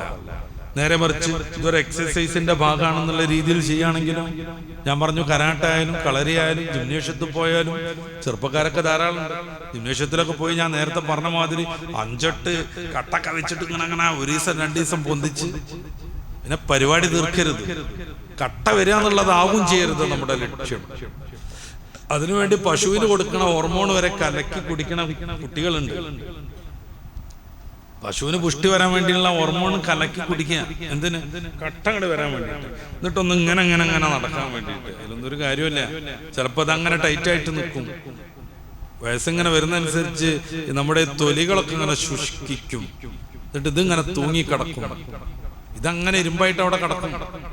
കുറെ കട്ട വരിക എന്നുള്ളതല്ല നമ്മുടെ ലക്ഷ്യം. അതിനു വേണ്ടിയിട്ട് ഒരു ദിവസം തന്നെ അങ്ങോട്ട് കേറി അവിടെയുള്ള സർവ്വ ഡ്രില്ലും ചെയ്യാന്നുള്ളതും അല്ല വിഷയം. ഞാൻ നേരത്തെ പറഞ്ഞു, കുറച്ച് കുറഞ്ഞാലും നിത്യമായി എന്തെങ്കിലും ഒരു അഭ്യാസം നമ്മൾ നിലനിർത്തി പോരുക എന്നുള്ളതാണ്. കുട്ടികളൊക്കെ എക്സസൈസ് ചെയ്യാൻ വേണ്ടിയിട്ടൊന്നും പറഞ്ഞിട്ട് പെൺകുട്ടികളെ ആൺകുട്ടികളൊക്കെ ജിമ്മിലേക്ക് വിടുന്നതിനേക്കാൾ ഏറ്റവും നല്ലത് സുരക്ഷിതമായ രീതിയിൽ വല്ല കളരി കരാട്ടൊക്കെ പഠിക്കാൻ പറ്റും. അതാണ് സുരക്ഷിതമായ രീതിയിൽ. അരീക്കോട്ടുള്ള ഒരു കരാട്ട മാഷെപ്പറ്റി നമ്മൾ ഈയിടെ വായിച്ചിട്ടുണ്ട്. അദ്ദേഹം ഗുരുവിന് സമ്പൂർണ്ണ സമർപ്പണം നടത്താൻ വേണ്ടിയിട്ട് ലിപ്ലോക്ക് നടത്താൻ പറയുന്നതാണ് പെൺകുട്ടികളോട്. അങ്ങനെ സമ്പൂർണ്ണ സമർപ്പണം നടത്തുന്ന സാറിന്റെ അടുത്തേക്ക് വിടരുത്. പെൺകുട്ടികളെ പഠിപ്പിക്കുകയാണെങ്കിൽ പെൺകുട്ടികൾ തന്നെ വേണം. ഡ്രൈവിംഗ് പഠിച്ചങ്ങനെ വർത്താനം പറഞ്ഞ് പോണ് ഒരു അന്യ പുരുഷനോടൊപ്പം ഒരു പെൺകുട്ടി. ഓള് ഗിയർ മാറ്റിയിട്ടാണ് വീണില്ലെങ്കിൽ ഓളെ കയ്യും പിടിച്ചിട്ട് മറ്റും ഗിയർ മാറ്റണം. ആദ്യമായി എങ്ങോട്ടാ പോവാന്ന് ചോദിക്കുമ്പോ, ആദ്യമായി എന്താ ചെയ്യാന്ന് ചോദിക്കുമ്പോ, തരളിതയായ പെൺകുട്ടി നമുക്ക് ഊട്ടി പോകല്ലേ ചോദിക്കണത്. അയാൾ ആദ്യം എന്താ ചെയ്യാന്ന് ചാവി എടുക്കണ്ടെന്നാ ചോദിക്കണത്. നമുക്ക് ഊട്ടി പോകല്ലേ ചോദിക്കണ പെൺകുട്ടി. അപ്പോ സുരക്ഷിതമായി പറ്റുമെങ്കിൽ അങ്ങനത്തെ ഒരു സംഗതി കൂടാ നല്ലത്. ഈ ജിംനേഷ്യത്തിൽ ആണും പെണ്ണും മ്യൂസിക് ഒക്കെ ഇട്ടിട്ട് കളിക്കുന്ന ഒരു രീതി ഇപ്പൊ വ്യാപകമാണ്. പാടില്ല. പറ്റുമെങ്കിൽ വീട്ടിലോ റൂം ജിംനേഷ്യക്ക് വെച്ചോ. പറ്റുമെങ്കിൽ ഹലാലായ ആർക്കെങ്കിലും അറിവുണ്ടെങ്കിൽ അതിന് ചില സാധനങ്ങളൊക്കെ പഠിപ്പിച്ചു കൊടുത്തോളൂ. അതൊന്നും അല്ലെങ്കിൽ വെറുതെ നിർത്തി ചാടിച്ചോളൂ. പെൺകുട്ടീനെ ഒരു 100 വട്ടം കാല് കുറച്ച് വൈഡാക്കി വെച്ചിട്ട് ഒരു 50 വട്ടം ഇരുത്തി എഴുന്നേൽപ്പിച്ചോളൂ. കുറച്ച് കൈയും കാലൊക്കെ മിന്നിച്ചോളൂ, ഇത് മതി.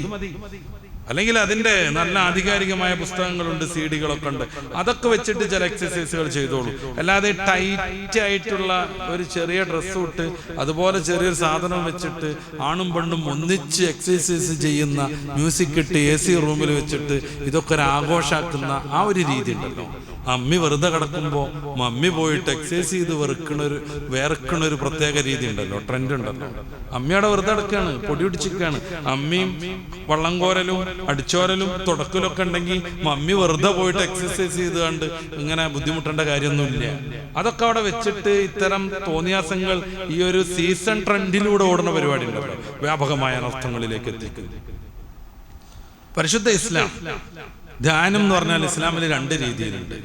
ഒന്ന് കർമ്മപരമായ ധ്യാനങ്ങൾ, മറ്റൊന്ന് ചിന്താപരമായിട്ടുള്ള ധ്യാനങ്ങൾ. ഖുർആൻ പലപ്പോഴും പറയുന്നുണ്ട്, നിങ്ങൾ എന്നെ സ്മരിച്ചുകൊണ്ടിരിക്കണം. എന്തിനു വേണ്ടി? നിങ്ങളുടെ ഹൃദയം ശാന്തമാവാൻ. അലാ ബിദിക്രില്ലാഹി തുത്മഇന്നുൽ ഖുലൂബ്. പരിശുദ്ധമായ ആരാധനകളിലേക്ക് നമ്മൾ മെല്ലെ കടന്നു വരാം. ഏകാഗ്രമായി നമ്മൾ നിൽക്കുന്നു, പടച്ച റബ്ബിൽ മാത്രം വിലയം പ്രാപിക്കുന്നു. നബി സല്ലല്ലാഹു അലൈഹി വസല്ലം തങ്ങൾക്ക് ഇദാ അസമഹു അംറുൻ, എന്തെങ്കിലും വിഷയത്തിൽ ഒരു വിഷമം വന്നാൽ ദഖല ഫിസ്സലാ, അവിടുന്ന് നിസ്കാരത്തിൽ പ്രവേശിക്കും. ശരീരത്തിന്റെ ഓരോ തന്തുവിനും അതുകൊണ്ട് ഗുണം കിട്ടുന്നു. ഇരിക്കുന്നു, എഴുന്നേൽക്കുന്നു, തലതിരിക്കുന്നു. പിന്നെ ഏകാഗ്രമായി നമ്മൾ റബ്ബിനെ മാത്രം പ്രതീക്ഷിച്ചു നിൽക്കുന്നു. പതിയെ പതിയെ പതിയെ റബ്ബിൽ നമ്മൾ വിലയം പ്രാപിക്കുന്നു, ഒന്നായി തീരുന്നു ആത്മികമായ രീതിയിൽ.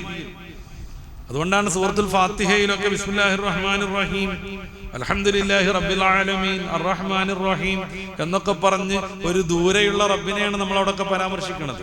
മുഖ്തസർ പോലെയുള്ള കിതാബുകളിൽ അതിന്റെ മനോഹരമായ സാഹിത്യ സൗരഭം മനസ്സിലാക്കാൻ വേണ്ടിയിട്ട് അത് വിശദീകരിച്ച് പറയുന്നുണ്ട്. അൽഹംദുലില്ലാഹി റബ്ബിൽ ആലമീൻ, സർവസ്തുതിയും ലോകത്തിന്റെ പരിപാലകനായ റബ്ബാണ്. പോന്ന് ഇത്തരം പ്രയോഗങ്ങളിലൂടെ റബ്ബിലേക്ക് അടുത്തടുത്തടുത്ത് വന്ന് നമ്മളും റബ്ബും തമ്മിൽ ഭേദമില്ലാത്തൊരവസ്ഥയിലേക്ക് മാറുന്നു. അപ്പൊ ഇയ്യാക നഅ്ബുദു, നിന്നെ അവൻ എന്നുള്ള തലത്തിൽ നിന്ന് നീ എന്ന തലത്തിലേക്ക് മാറുന്നു. കുറെ മഹാന്മാര് വിടുന്നും കുറേയും കൂടി അങ്ങോട്ട് പോയി. ഞാൻ നീ എന്നുള്ള ഭേദം പോലും അവർക്ക് മനസ്സിലാക്കാൻ പറ്റാത്ത വിധം അവര് ഈ ആത്മികമായ ലോകത്തിൽ വിലയം പ്രാപിച്ചു. അങ്ങനെ അനൽ ഹഖ് എന്ന് പറഞ്ഞു ഹല്ലാജ് റഹ്മഹുല്ലാഹ്, ഞാൻ തന്നെയാണ് സൃഷ്ടി രഹസ്യം. അദ്ദേഹം പാടി നടന്നു, മാഫി ജുബ്ബത്തി ഇല്ലല്ലാഹ്, ഈ ജുബ്ബക്കുള്ളിൽ അല്ലാഹ് അല്ലാതെ മറ്റൊന്നല്ല എന്ന് പറഞ്ഞു. ശരീഅത്തിന്റെ ദൃഷ്ടിയിൽ കടുത്ത അപരാധമാണ് പറഞ്ഞത്. അതുകൊണ്ട് തന്നെ അദ്ദേഹത്തെ ശിക്ഷ വിധിച്ചു, കൊന്നുകളഞ്ഞു. പക്ഷെ ഇദ്ദേഹം മനസ്സിലാക്കിയ ഈ തലത്തിലേക്ക് പിന്നീട് കാര്യങ്ങൾ ഉൾക്കൊള്ളുന്ന ചില ആളുകളുണ്ടായി. മൊയ്‌ദി ശൈഖ് തങ്ങൾ പാടി പറഞ്ഞു, അല്ലാതെ കൊല്ലുന്ന ആൾ അന്ന് ഞാൻ ഉണ്ടെങ്കിൽ ആ കൊല്ലുന്ന ആളെ കൈ പിടിക്കുമായിരുന്നു. കാരണം ശ്രീശങ്കരൻ പഠിപ്പിച്ച അദ്വൈതമല്ല ഹല്ലാജ് പറഞ്ഞത്. ഏതൊന്നു കാണും അത് നാരായണ പ്രതിമ, ഏതൊന്നു കേൾക്കും അത് നാരായണ ശ്രുതിമ. ഇതല്ല, മായാ മാത്രം തു കാർത്യന്യോനാഭിവക്ത സ്വരൂപത്താ, ഈ കാണുന്നതെല്ലാം മായ. യഥാർത്ഥത്തിൽ ഇതൊക്കെ ദൈവം, ദൈവത്തിന്റെ ഭാഗം എന്ന് പറയണ ഇതും ദൈവം, തൂണും ദൈവം, തുരുമ്പും ദൈവം, ഞാനും ദൈവം, നീയും ദൈവം, അഹം ബ്രഹ്മാസ്മി, ഞാൻ പരബ്രഹ്മത്തിന്റെ ഭാഗം, തത്വമസി, നീയും അത് തന്നെ എന്ന് പറയുന്ന ശങ്കരാദ്വൈതമല്ല ഹല്ലാജ് പറഞ്ഞത്. നേരെ മറിച്ച് പടച്ച റബ്ബിലേക്ക് ഇഴകി ചേർന്ന് റബ്ബും അദ്ദേഹവും തമ്മിലുള്ള ആ ബന്ധം രൂഢമൂലമായി വന്ന് അവിടുത്തെ ചിന്തയിൽ റബ്ബല്ലാത്ത മറ്റൊന്ന് കാണാതെ വരുമ്പോ തന്നെ മറക്കുന്ന ഒരാത്മായനം.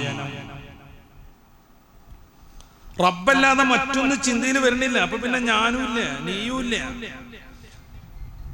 ഏതിൽ നിന്നും പടച്ച റബ്ബിനെ കാണാനാകുന്നു, അവന്റെ സൃഷ്ടി വൈഭവം കാണാനാകുന്നു. ഇന്ന ഫീ ഖൽഖി സമാവാതി വൽ അർളി വഖ്തിലാഫിൽ ലൈലി വൻ നഹാർ ലആയാതിൽ ലിഉലിൽ അൽബാബ്. ഏതിനെ പഠിക്കുമ്പോഴും അവർക്ക് റബ്ബിനെ മാത്രം കാണാനാകുന്നു. ആ ഒരു ഊക്കിലും മുപ്പര് അനൽ ഹഖ്, ഞാനാണ് സൃഷ്ടി രഹസ്യം എന്ന് പറഞ്ഞു. ഇത് വേറൊരു തലാണ്.